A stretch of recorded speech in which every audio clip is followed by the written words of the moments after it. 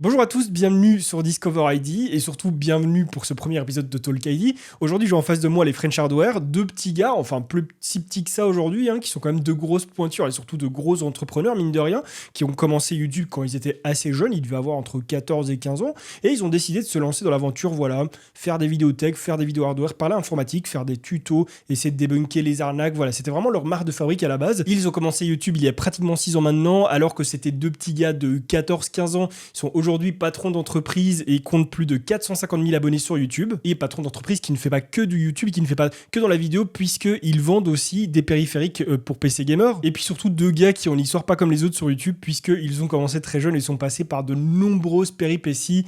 Vous allez le voir tout de suite. Avant que la vidéo ne commence, je tenais vraiment à m'excuser pour la mise au point qui est pas du tout bonne au début de la vidéo. Je m'en suis malheureusement rendu compte à la fin, donc voilà, on pouvait pas tout retourner, sinon ça aurait pas été naturel. Au bout de quelques minutes, ça se corrige, on fera mieux pour les prochains épisodes, on fera en sorte que ça ne se reproduise plus. Voilà, bon visionnage. Bon, bah en tout cas les mecs, merci beaucoup d'être venus aujourd'hui. C'est la deuxième fois, je crois, que vous venez dans le studio, ça a pas mal changé depuis. Ouais. Et en général, quand on se voit, c'est dans les événements.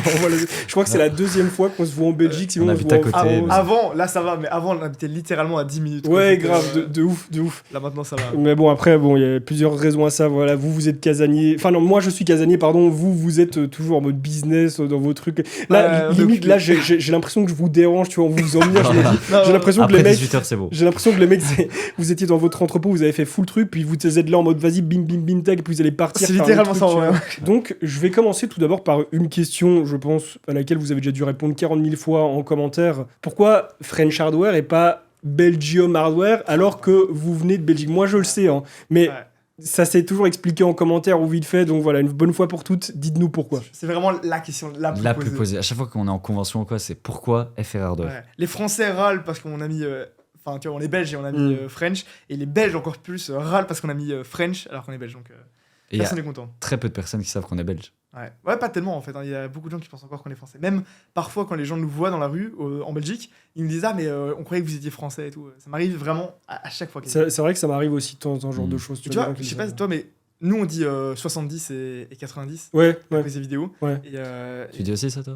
Je le dis, mais pas juste à côté des vidéos, c'est parce que ça fait longtemps que je parle avec des Français en pote et tout. Voilà, sur Discord et tout. Oui, voilà, c'est ça. Du coup, à chaque fois, genre, le gars qui vient chercher nos colis UPS, tu vois, tous les jours, pendant 2 mois, il a cru qu'on était français, quoi. Il dit, vous avez un accent, on a Jean Blou, tu vois. Donc là-bas, ils ont un accent plus fort qu'à Bruxelles. Et à Bruxelles, ça va, mais là, ils croyaient, vous parlez comme des Français, vous. Alors qu'en fait, voilà, quoi, c'est donc juste, pourquoi ça dépend d'où tu viens, en fait. Tu vois, par exemple, à Bruxelles, il n'y a plus beaucoup de gens qui ont le vrai accent bruxellois, tu vois. C'est vraiment dans la génération tout au-dessus que eux, ils ont l'accent bien fort, mais tu vois, c'est dans notre génération, là, plus trop, tu vois. Tu vois, les Français voient pas notre accent belge pas très fort, quoi. Non, pas trop. Moi, plus peut-être que toi, mais... Ouais, ça dépend. En vidéo, on le fait moins, mais entre nous, tu vois, on est là, F4 quand ça va. Ah ouais, mais moi, super, ça m'arrive aussi. Moi, ça m'arrive aussi, tu vois. Et surtout, ça va être des petits trucs, genre, au lieu de dire 8, on dit 8, ou alors 20, ou alors, il y a quoi? Il y a wagon. Enfin, eux disent wagon, nous, on dit wagon, tu vois, tous les trucs comme ça. Mais bon, voilà. Mais du coup, pourquoi du coup French Hardware? Mais du coup, on a lancé la chaîne YouTube il y a 5-6 ans, et on regardait des vidéos hardware, mais il y avait que des chaînes américaines et que en anglais, quoi. Il y avait 2-3 youtubeurs francophones. Au States, nous on s'est lancé au moment où TechSource il a passé les 1 million d'abonnés, l'Instectips il passait, je pense, tous les 8 millions, un truc comme ça. Et donc on trouvait qu'il y avait beaucoup de contenu en anglais. Et en France, le max c'était genre 20 000 abonnés, quoi. Ouais, il y avait Frenert, c'est Overclock et pas grand monde, quoi. Je sais qu'on s'est lancé quasiment en même temps, peut-être même un tout petit peu plus tôt, nous. Je sais qu'on ça pas a grand dû monde, à quelques semaines, clairement. Maximum. Et du coup, quand on s'est lancé, la chaîne s'appelait Hardware FR. Ça, c'était le premier nom. C'est vrai, je me souviens. Vous aviez aussi des t-shirts. FR. Ça, c'était il y a longtemps. Voilà, donc voilà, c'est French Hardware, genre mode francophone hardware, et pas l'hardware de la France, tu vois. Mais du coup, le French, c'est parce qu'après, on avait une anecdote par rapport à ça, c'est que le site hardware.fr, tu vois ce que c'est, le blog, le forum hardware.fr, c'était un peu les stars à l'époque.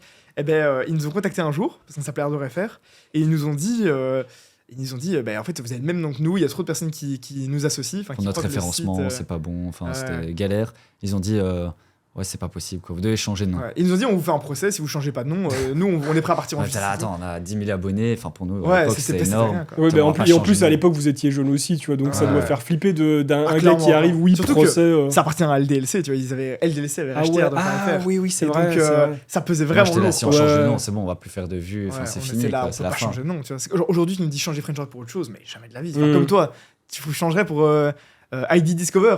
Non, bah, moi déjà je le changerais pas parce que pour moi c'est un support, tu vois. Jamais j'appellerais ma chaîne genre Nico machin parce que moi j'aime bien me dire je suis sur un support, une chaîne où je fais des vidéos. Par exemple, les gens qui viennent et qui m'appellent Disco ou ID ou quoi, ça me dérange pas, mais souvent quand on me dit est-ce que je peux t'appeler Nico, je dis bah oui, let's go, tu vois. C'est Nico qui fait des vidéos sur Discover ID. C'est vrai que nous on t'appelle parfois Discover ID, genre on dit entre nous on t'appelle Nico, mais quand on parle de toi aux autres on dit genre là on dit on va chez Discover ID. En fait c'est normal. C'est comme si tu dis je vais chez French Harder, quoi. C'est vrai qu'aujourd'hui on pourrait jamais changer notre nom. Non. Et donc là à cette époque on a dû changer, mais on a dit on va bien changer. Ouais. Mais alors vous payez genre tous les changements en termes de graphisme, intro, outro.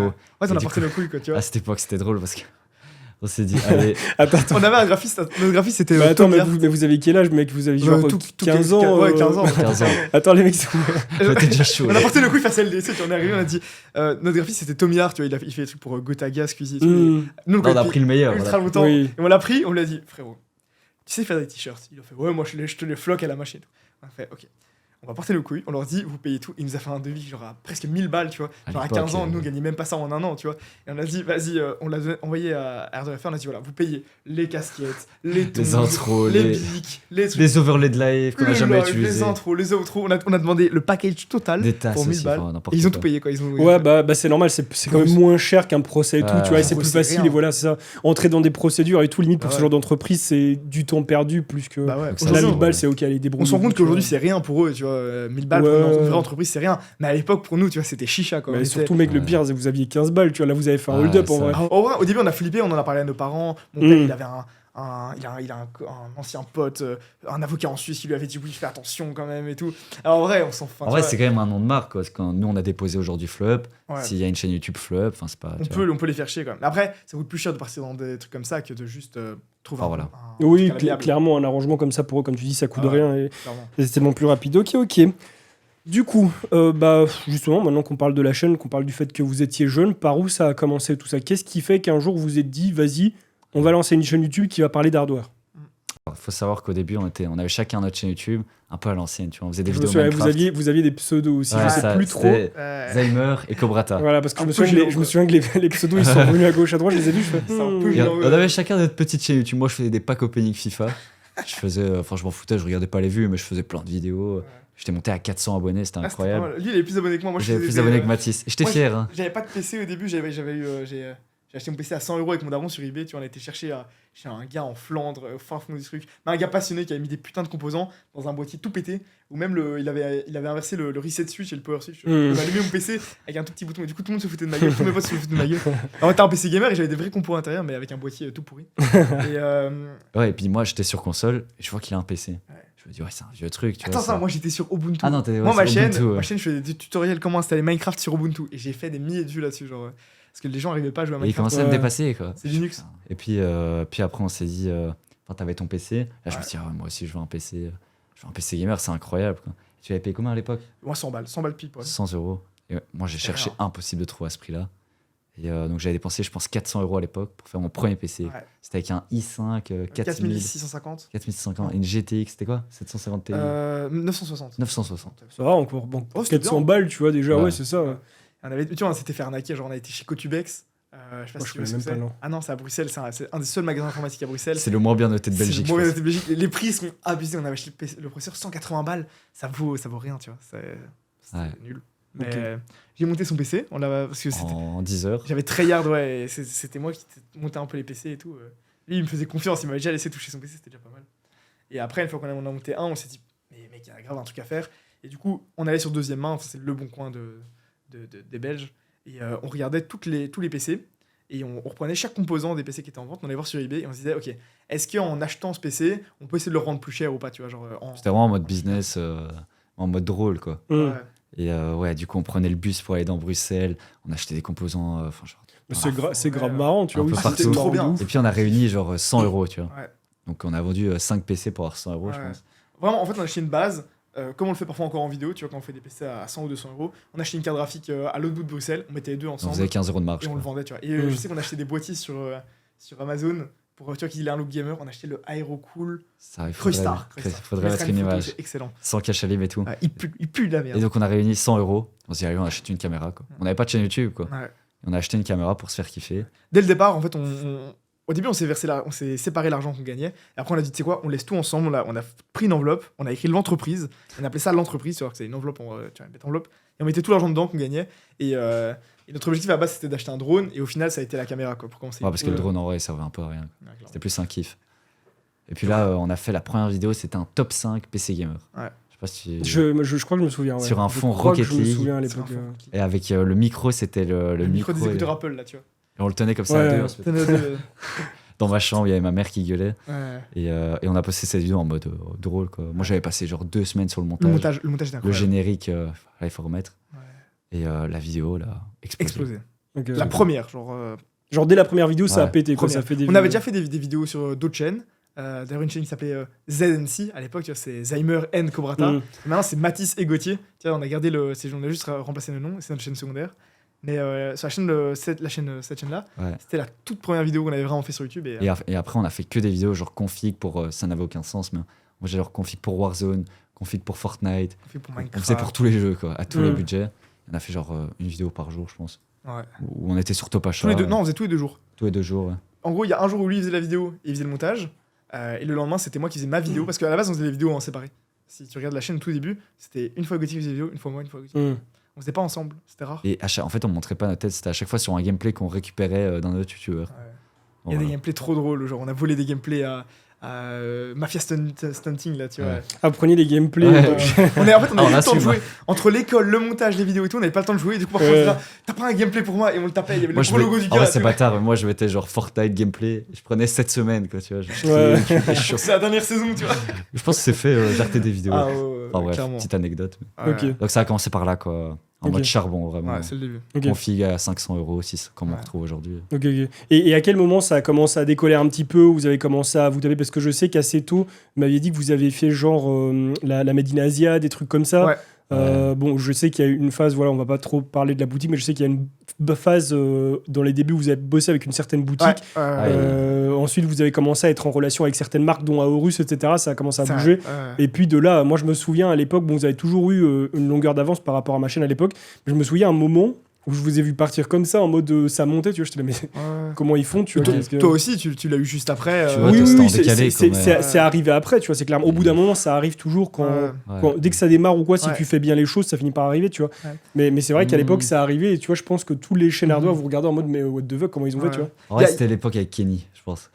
C'était un mélange entre ça, il y avait plusieurs. En fait, il y a plusieurs grosses vidéos. En fait, on a eu de la chance parce que la première vidéo a direct charbonné, explosé, et nous, on disait. On appelle ça des usines, tu vois, c'est genre des vidéos qui font des vues sur le long terme, qui montent, genre comme la tienne, montage PC, tu vois, tuto montage PC. On n'a jamais fait un million de vues, j'ai pas compris, mais même encore aujourd'hui, elle monte, tu sais pas... Tu vois, tu parles d'explosion, mais toi, on n'a jamais fait un million de vues. La tienne, mec, on l'a vu partir en enfer, tu vois. Mais tu disais que moi, sur le moment, je m'en suis même pas rendu compte. Hein. Je savais qu'elle faisait des vues, j'étais là, ouais, ok. Et je suis revenu sur la vidéo, genre, un an après, j'ai vu 1,5 million ou quoi, j'ai fait, mais attends, quoi ? Ça arrive hyper souvent. Genre, t'as une vieille vidéo que t'as postée, tu la regardes 2 mois après, et genre, tu vois, ta courbe, elle est comme ça. C'est trop satisfaisant. Mais de ouf. C'était un mini PC qu'on a testé il y a 3 mois, et elle a explosé entre temps. Ouais.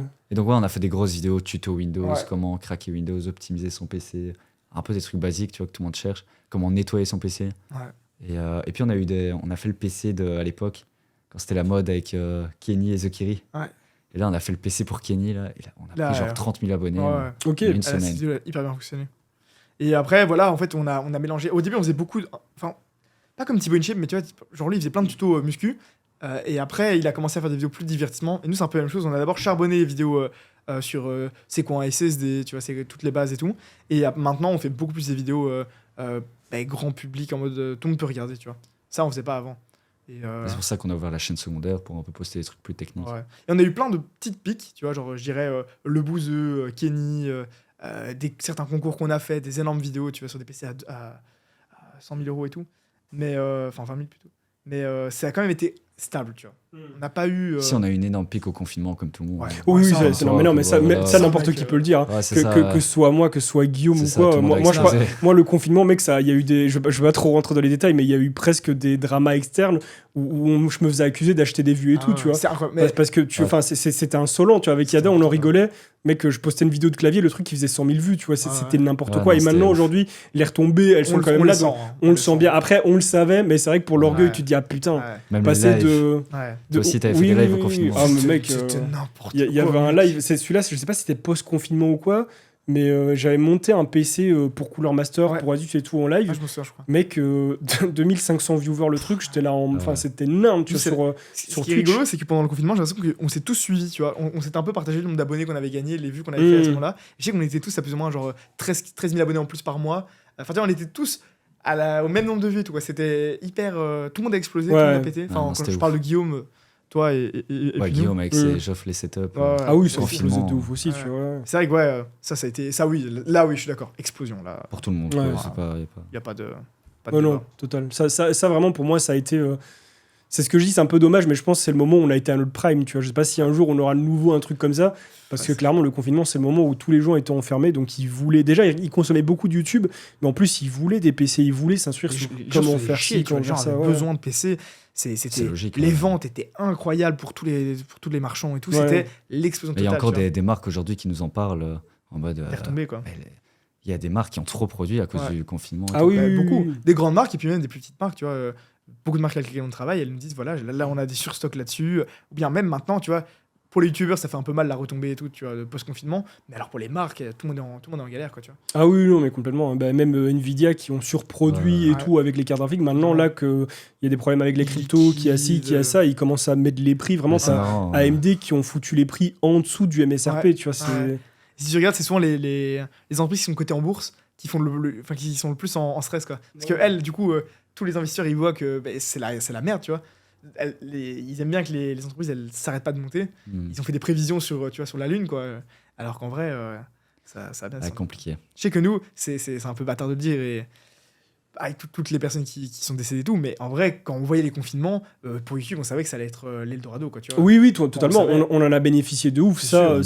Après, tu vois, je pense qu'on pense tous pareil, c'est qu'on n'aimerait pas que ça se repasse comme ça s'est passé, parce que ça a été très bénéfique, mais pour le monde, ça a craint de ouf, tu vois. Mais clairement, on en a profité totalement, tu vois, et sans faire de mal à personne. C'est ça qui est bien aussi, c'est que on n'en a pas profité sur le dos des autres, et même, moi, je me souviens, et vous avez sûrement dû en avoir, des gens dans les commentaires qui disaient faites des vidéos, on a besoin de regarder. Là, pour l'instant, c'est le moment où on peut regarder. Donc, non, c'était une période. C'est rigolo parce que le premier confinement, c'était explosion des vues, de la demande et tout, mais tous les stocks étaient là, enfin tout le monde avait du stock, et durant le deuxième confinement, c'était l'inverse, quoi. Durant le deuxième confinement, il y avait tout le monde qui voulait les PC, il n'y avait plus de stock du tout. Donc Pour revenir un petit peu à ce qui se disait un petit peu, enfin ce que je disais juste avant, par rapport justement au fait que vous étiez probablement les plus jeunes dans le YouTube hardware. Bon, même aujourd'hui, mais voilà, aujourd'hui vous êtes adultes comme nous tous, donc il n'y a pas vraiment de focus là-dessus. Je pense que tout le monde, il n'y a personne qui regarde là-dessus, mais à l'époque, voilà, vous aviez 15-16 ans, quoi. Est-ce que vous ressentiez une pression ou un regard par rapport à ça? Est-ce que parfois vous ramassiez des réflexions en mode genre, oui, mais t'as 15 ans, machin, enfin. Comme n'importe qui, tu vois, mais là, YouTube, Twitch et tout, c'est un milieu un peu particulier où, bon, il y a de la jalousie, il y a de l'envie, et surtout, il y a, même si on le dit pas, il y a de la concurrence, tu vois. Est-ce que vous vous sentiez regardé à cause de ça? Est-ce que vous aviez, je sais pas, un complexe ou une pression par rapport à ça à l'époque? En vrai, oui et non. Dans le sens que on s'en foutait, en fait. On faisait nos vidéos et on y allait, quoi, tu vois. On se dit, bah voilà, il y a des gens, il y a des puristes, je veux dire, des gens qui vont pas forcément nous aimer parce qu'on est jeunes, peut-être qu'il y a un manque de connaissances et tout. Mais en vrai... Il m'a fait peur. Tu peux retourner là-bas manger ton os, hein, Doc? Non, tu viens pas ici. Tu vas pas... Non. Il est là. C'est le moment agression. C'est pas possible. Ah, les abonnés, quoi. Même en tournage, il y a des abonnés. Ouais, donc il y avait quand même des puristes et tout qui nous cassaient un peu. Non, pas okay. Si, les couilles, moi aujourd'hui, il me casse encore les couilles. Oui, non, mais je te le dis, gros, hein, 30 ans ou pas, et moi aussi, il me casse les couilles de loin. Parce que souvent, bon, après, c'est pas pour faire des pics et des messages subliminaux, mais ils cassent les couilles de loin, tu vois. Ils viennent rarement au frontal, tu vois. Ils viennent pas au front. Et le problème, c'est que dans les marques, ils parlent beaucoup et tu parles avec eux et tout, et t'apprends que tel a dit ça, machin.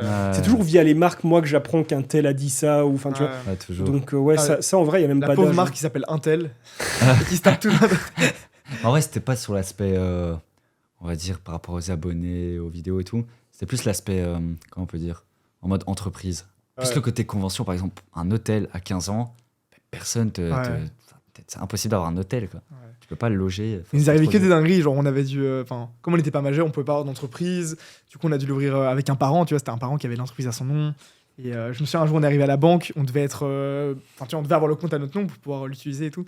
Et on arrive à la banque, le banquier, il était un peu con, mais il nous avait dit, ouais, pointez-vous avec vos cartes d'identité. On arrive à la banque après l'école, tu vois, la petite banque à côté de l'école. On arrive avec nos cartes d'identité. Ça, c'est quand même ça me fait rire, hein, parce que moi, quand j'ai commencé, j'étais déjà majeur, tu vois, mais du coup, 15 ans, les mecs, ils disent... Attends, tu te rends pas compte? Attends, on arrive... Et là, il dit, attends, on sort de l'école, on va à la banque. Attends, on va à la... En plus, je peux citer la banque, parce que c'est des cons, mais la BNP, on arrive à 2, tu vois. À la BNP, genre, j'étais à côté de l'école, t'avais tous nos potes, ils venaient retirer de l'argent pour aller acheter des glaces, tu vois, au Deleuze. Et nous, on arrive à la BNP, on dit, voilà, on aimerait bien être mandataire sur le compte de l'entreprise et tout. On avait appris le mot mandataire. Ouais, le mot mandataire. Et la meuf, alors, attends.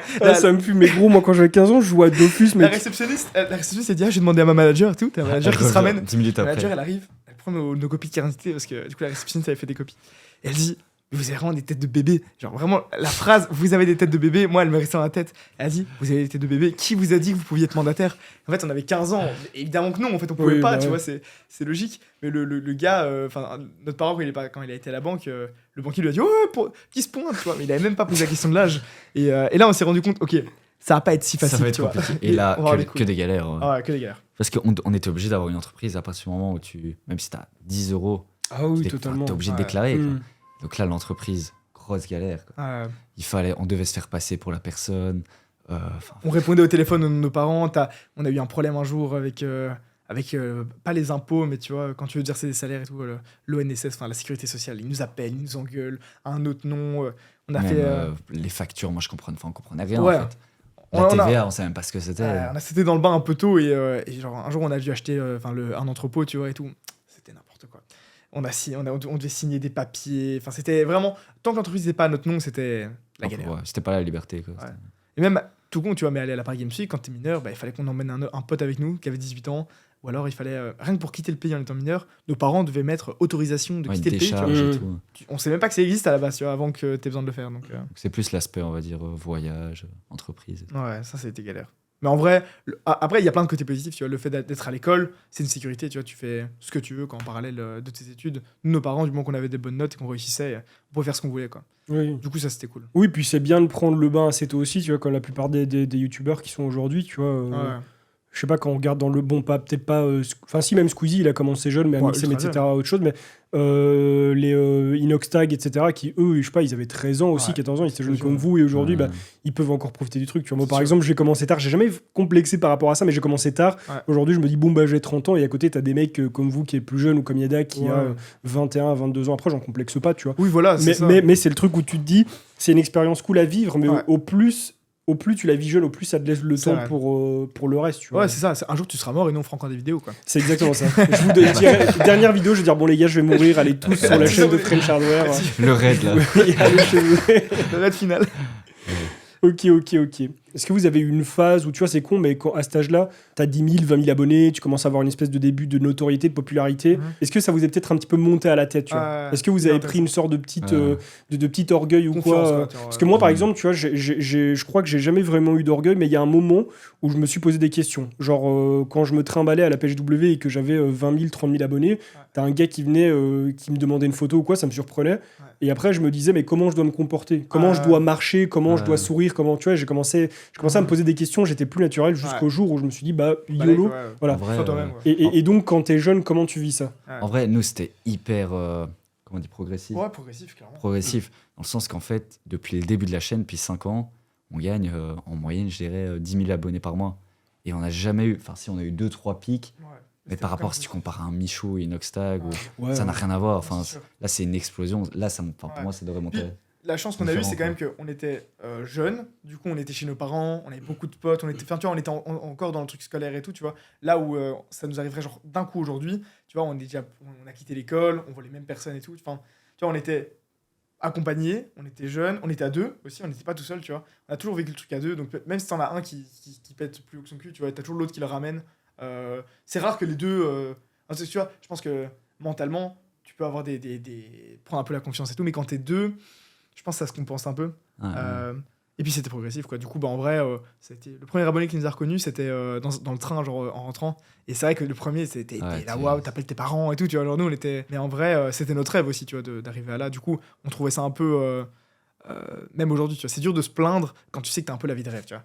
Genre, nous, on a rêvé des youtubeurs pendant des années. Je me souviens, on avait floqué des t-shirts au logo de nos anciennes chaînes Minecraft en se disant peut-être qu'un jour, avec 300 abonnés, quelqu'un nous reconnaîtra à la Paris Games Week. Et l'année d'après, le Paris Games Week, c'était vais pas dire l'émeute, mais c'était trop bien, tu vois, tout le monde nous reconnaissait. Donc, tu vois, puis même parler des abonnés et tout, c'est ouf. Genre quand les gens, enfin, t'as des abonnés qui disent ouais, j'ai monté mon PC grâce à vous. Ouais, ça, c'est on avait 20 000 abonnés, mais tu dis, comme toi, tu dois te poser parfois, tu dis mais c'est pas possible. Enfin, genre ça part loin, quoi. Parfois on fait des vidéos même pas à l'arrache, mais tu vois, ça nous prend une demi-heure à tourner, on est moyen content du résultat, on se dit on verra, et les gens les kiffent, disent j'ai regardé ça, j'ai kiffé, et watch time, tu vois que les mecs ont passé on regardait toute la vidéo de A à Z, tu vois, alors que même nous on regarde plus tellement de vidéos sur YouTube. En vrai, ça s'est fait c'est beau, quoi. petit à petit, donc c'est ça qui est trop cool. Moi j'ai ce truc là actuellement, tu vois, bon je me suis jamais senti quelque chose sur YouTube, tu vois, jamais eu ce truc, parce que c'est vrai que quand on regarde 300 000, 400 000 abonnés et tout, le chiffre est gigantesque et tu te dis, de l'extérieur tu vois ça comme quelque chose de gigantesque, mais quand t'as vraiment l'échelle de YouTube dans la tête, quand tu sais ce que ça représente, tu te dis t'es pas rien non plus, mais comparé à d'autres, tu vis pas grand chose, tu vois, tu vis des petits trucs et t'as une vie que, comme tu dis, beaucoup de gens aimeraient, tu vois. Je pense qu'on a vraiment beaucoup de chance de vivre ça. J'en suis sûr. Et c'est pas une chance qui se produit plusieurs fois dans une vie, je pense. Mais c'est vrai que quand tu commences à être confronté à certaines problématiques, que tu veux encore évoluer, faire des choses, engager des gens et tout, tu te dis, putain, mais en fait, je suis pas encore à ce stade-là. Tu vois, par exemple, moi, je me pose de plus en plus la question de travailler avec des content managers, des directeurs artistiques et tout, parce que j'ai envie de plus que de faire de la review ou quoi, de rechercher du contenu, de faire des recherches de contenu justement, tu vois, de savoir ce qui plaît aux gens, etc., de voir comment mixer ça avec l'ardeur et tout. Et quand tu te dis, ok, j'aimerais bien travailler avec cette personne, bah déjà tu te dis, ah mais je connais personne qui travaille là-dedans et je sais pas vers qui aller et tout. Et puis tu te dis, bon ok, je veux bien travailler avec elle, mais ça coûte de l'argent et tout. Et à chaque fois c'est une problématique où tu te dis, putain, j'aimerais bien moi aussi avoir 5 millions d'abonnés pour faire tout ça, tu vois. De ouf. Et nous c'est ça avec Flop maintenant, c'est que tu vois, on a lancé ça. Au début, tu vends quelques PC, tu te dis pourquoi les gens achètent et tout, c'est incroyable. Et après, tu te rends compte, en fait, t'es rien, tu vois. T'as beau vendre 100 PC par jour, t'es toujours que. Enfin, tu vois, Laurent de la Clergerie, il te regarde toujours de haut, tu vois, genre, face aux géants, et on s'en rendait pas compte avant, tu vois. Maintenant qu'on est passé un peu de l'autre côté, tu vois, en tant que youtubeur, on avait parfois l'impression d'être un peu. Pas au sommet, tu vas te dire putain, les marques, tu leur demandes un produit, elles te l'envoient et tout. Tu vas de l'autre côté, tu vois qu'en fait t'es rien. Tu vois. Tu te sens genre privilégié, et puis tu te dis en fait non, t'es une affiche. Si tu commandes pas. On a eu une galère avec une marque de SSD, on citera pas. Et le gars, en fait, il nous a pris pour détestait parce qu'il disait mais vous êtes que des youtubeurs, quoi. En fait, il nous détestait. Non, mais il était là, vous êtes que des youtubeurs, vous jouez dans la cour des grands, quoi. C'est là que tu redescends d'un coup, tu vois, genre t'es là, tu commences à vendre un peu, tu te sens plus, tu trouves ça trop chouette et tout, et puis t'as les gars, il dit en vrai, les gars, vous vous rendez pas compte que vous êtes des bébés. Enfin, il a pas dit des bébés, mais. Ouais, vous êtes. Il a dit, vous êtes rien, tout ce que vous avez fait, je peux le découdre en 2 secondes si j'ai envie, ça fait 30 ans que je suis là, et toi, t'es là, t'as lancé depuis 3 mois tes PC. C'est là, j'ai la plus grande chaîne hardware française. Et il a raison, tu vois. Ça sert à rien. Sur YouTube, t'as beau faire des vues, c'est pas la vraie vie, tu vois. YouTube, c'est un monde un peu avec 2-3, tu vois. Oui, c'est sûr, mais après, ça peut quand même impacter la vraie vie, tu vois, parce que, mine de rien, je comprends ce que vous dites, mais ces marques-là, elles ont facile à dire ça parce que. Même si on le veut pas, on peut faire beaucoup de bien ou beaucoup de mal à une marque aussi. Tu vois, je veux dire, la partie, parce qu'en fait, c'est un peu un microcosme, tu vois, genre, t'as les youtubeurs, les managers, les agences de youtubeurs, les marques côté marketing, qui, elles, savent ce que tu fais et connaissent un peu ta puissance de vue et tout. Et puis, t'as, tu vois, le monde réel, tu vois, les mecs à la logistique, les mecs qui vendent, et eux, tu vois, nous, on signe quelques OP intéressantes et tout. Les mecs, si t'achètes pas une palette de processeurs, t'achètes pas 1000 processeurs, le mec, t'es rien pour lui dans ce chiffre, tu vois. Donc, quand même, là, c'est un bon coup, à l'inverse, tu vois, de prendre la grosse tête, ça nous a calmé, tu vois. Ok, tu vois. Faut être un peu humble, faut se rendre compte qu'en vrai, on démarre, faut quand même rester. Oui, totalement, mais surtout, faut arriver à dissocier aussi cet aspect. On monte une entreprise où on vend du matériel et on est youtubeur parce que c'est pas parce que d'un côté t'es au sommet que de l'autre tu l'es aussi. Tu vois, tu peux être au sommet d'un côté et de l'autre être que dalle. Même, on n'est pas du tout. Tu vois, même sur YouTube, on se rend compte qu'on n'est pas au sommet. Ça peut tourner très vite. Oui, ça peut tourner, mais actuellement, tu vois, en termes d'abonnés, en termes de visibilité ou quoi, vous êtes la chaîne francophone la plus grande à ce niveau-là. Tu vois, ça c'est sûr. Voilà, mais tu vois, tout comme ça peut descendre vite. Ça oui, totalement. On se dit pas, voilà, on est la plus grande chaîne et on fait ce qu'on en. Quand on fait la vidéo, on essaie quand même de voir notre contenu. Là, on a revu tout le contenu. Et je trouve que c'est quand même important. Il ne faut pas se reposer sur ça. Ah non, totalement. Je pense que c'est la plus grosse erreur. C'est de se dire, on a 400 000 abonnés et c'est fini. Quoi. Ça veut rien dire, les abonnés, ça veut rien dire. Non, je suis totalement d'accord. On le voit, hein, on a eu des grandes montées de vues, etc. durant les confinements et compagnie. Là, aujourd'hui, on a beau avoir des 300 000, 400 000 abonnés, les vues suivent pas toujours parce que les abonnés, ça veut rien dire. Tu vois, c'est juste un mec qui s'est dit, oh, trop bien, je m'abonne. Et puis, ce mec n'a peut-être surtout dans plus jamais ouvert. Par exemple, je sais pas, tu suis une chaîne gaming, c'est encore différent, mais dans l'hardware, à partir du moment où tu t'es renseigné pour ton PC, tu as monté ton PC, oui, c'est bon. Il y a énormément de gens qui. Suivent plus après. Il y a que les gens qui vont se prendre de passion pour l'hardware ou qui vont apprécier ta gueule qui vont en venir, tu vois, c'est clairement ça. Ce qui est trop drôle, c'est que parfois nous on en reconnaît, c'est surtout en soirée. Bon, après, dès que t'es un peu éméché, c'est plus dur, mais tu vois, il y a beaucoup de gens qui nous voient. Ah, vous êtes les youtubeurs, tu vois. Et nous, on est là, ouais. Et incapable de citer ni le nom, ni le nom de la chaîne. Juste le mec, il connaît nos gueules, tu vois. Je vous ai déjà vu et tout. Ouais, vous avez fait mon PC. Soit c'est French Ardoise, soit la dernière fois c'était French Tech. Genre j'étais. Après le French Ardoise, je pense que c'est du troll, ça. Non, je te jure que c'est pas du troll. Et moi, la dernière fois, j'étais à la foire avec ma copine, et le gars me dit French Tech. Et genre, je relève même pas. Tu dis, ouais, c'est moi, ouais, c'est French Tech. Matériel français. Ouais, tu connais pas très bien la chaîne pour dire ça, tu vois. Mais le gars a déjà regardé 2 vidéos, tu vois, on l'a aidé sur un truc, et c'est déjà ça, tu vois, c'est cool. Mais à l'inverse de Squeezie, tu vois, je pense qu'il n'y a pas beaucoup de gens qui regardent toutes nos vidéos, tu vois. Oui, non, il y a un petit cercle, ouais, j'ai ça aussi. J'ai aussi un petit cercle, un petit noyau. Et souvent, on va les retrouver, tu vois. Par exemple, si je vous dis un blast dit Cry, je pense que vous le connaissez, tu vois, ou d'autres comme ça, ou même celui qui passe beaucoup chez Guillaume et qu'on voit aussi beaucoup, Eragon, c'est tous des noms qu'on connaît. C'est Daniel, Elle, tu vois, des mecs qui aussi tous les commentaires. Et moi, je connais plus leur PP que leur nom, tu vois. Je lis pas les noms, mais je réponds à tous les commentaires. Et quand je vois les PP, tu sais que t'as des gens qui sont là depuis 5 ans, mais tu dis, ouais, c'est fou, hein, c'est fou. Et surtout maintenant, tu as le truc qui fait que tu vois depuis combien de temps sur les légendes, le petit truc. Et parfois, tu vois un mec qui. Moi, par curiosité, je regarde quand je vois un blaze qui me dit pas grand chose, mais je vois qu'il a abonné depuis longtemps. Je me dis, tiens, je regarde, je vois 3 ans, je fais putain, 3 ans. Et tu peux voir le nombre d'heures qu'il a regardé aussi. Excellent. Il y a un gars, on l'a vu en soirée récemment à Bruxelles, il s'appelait Sébastien. Il m'a montré sa PP, c'était un avion. Il avait commenté chacune de nos vidéos pendant. Et on a regardé sur son compte, il y avait genre 2000 commentaires. Ouais, et tu peux voir combien de commentaires. Et mec, il y a plus de commentaires que le nombre de vidéos qu'on a. J'ai pété de rire, c'est trop drôle. T'as des mecs comme ça, c'est ouf, hein, c'est ouf. Ça devient un jeu, tu vois. Genre. C'est ça qui est cool, tu vois, je trouve, dans fonder une communauté, c'est que t'as ce petit noyau-là. Bon, quand il devient grand, ça devient difficile à gérer, tu vois. Mais moi, par exemple, ce noyau, je le retrouve sur Twitch live, beaucoup, tu vois, et c'est vraiment cool. On passe des bons lives et tout. C'est grave cool. Ok, et du coup, votre regard sur justement le game hardware aujourd'hui. Les gens qui le composent, comment ça évolue, bêtement, comment vous le voyez. Est-ce que vous avez une impression particulière ou pas du tout? En vrai, nous, on a vu chaque youtubeur hardware, genre Guillaume, peut-être pas toi parce que t'arrives en même temps, quoique peut-être après, mais on a vu chaque youtubeur hardware, genre, on a vu des chaînes exploser, quoi. Alors, on n'était pas seuls, mais on était peut-être 3-4.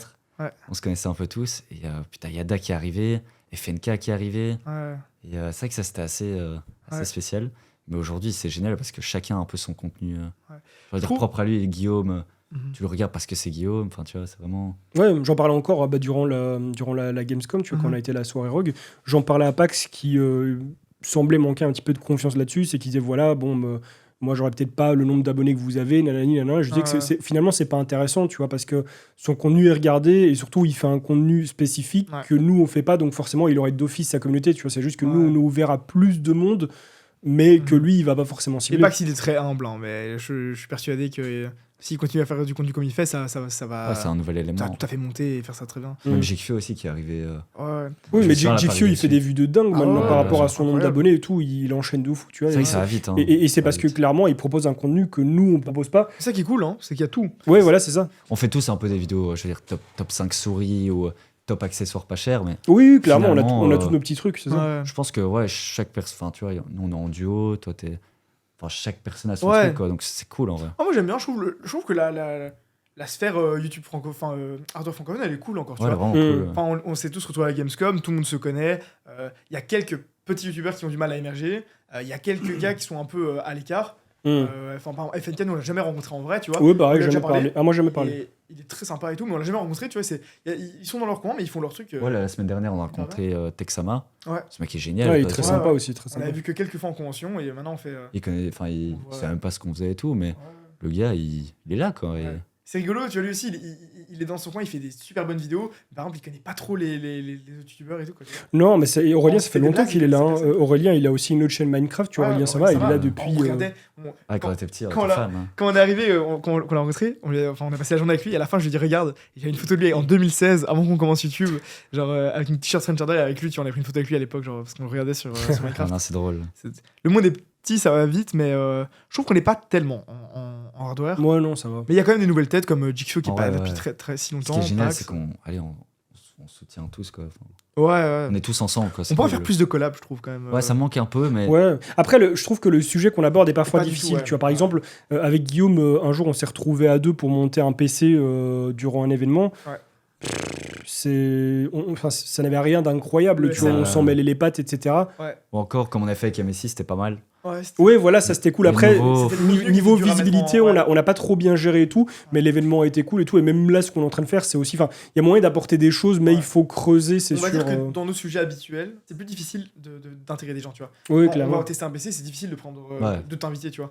Mais peut-être que c'est dans des formats comme tu fais là, ou comme on a fait avec MSI, même si le format vidéo à la fin de faire 3 vidéos les mêmes était pas top, c'est là où on peut se trouver des choses, quoi. Mais je pense au plus on est, au plus c'est dur, mais... Tu vois, je me vois mal arriver dans une vidéo de Guillaume qui fait d'habitude et se ramener, ou dans une d'Étienne, mais par contre, si on trouve ça doit être conceptuel, tu vois, ça doit être conceptuel. Voilà. Moi, j'y pense souvent, mais en vrai, je me dis, même au niveau du temps, c'est compliqué, parce que quand tu regardes, comme on suit un petit peu l'actu produit, mais ça arrive tout le temps, tu vois. Par exemple, moi, mon mois de septembre, là, il est full, parce qu'il y a ça, parce qu'il y a AMD, parce qu'il y a l'autre, il y a Corsair et tout.